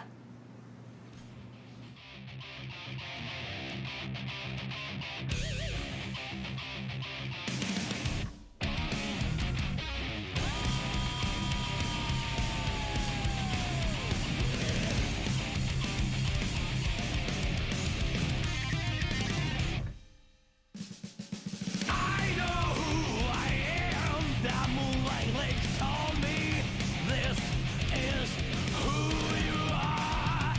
My veins are so long, my nails are sharp on the knife. That is me.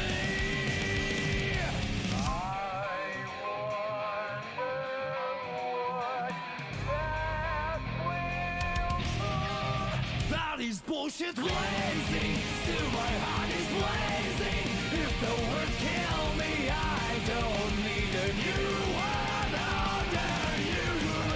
Soon you will know. We already know the smell of the game.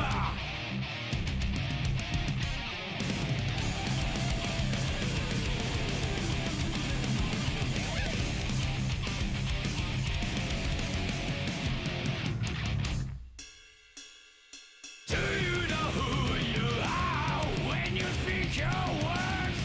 Don't sound like your own. You're trapped in the toxic created by this world. That is who you are. No sign of losing, I like my feet and some time to work out. Gravity gets us on the ground. That is bullshit blazing. Still my heart is blazing. If I lose my wings, I don't need a new world under you. Can't feel a thing. We already know the smell of the game. Remember, you are blazing.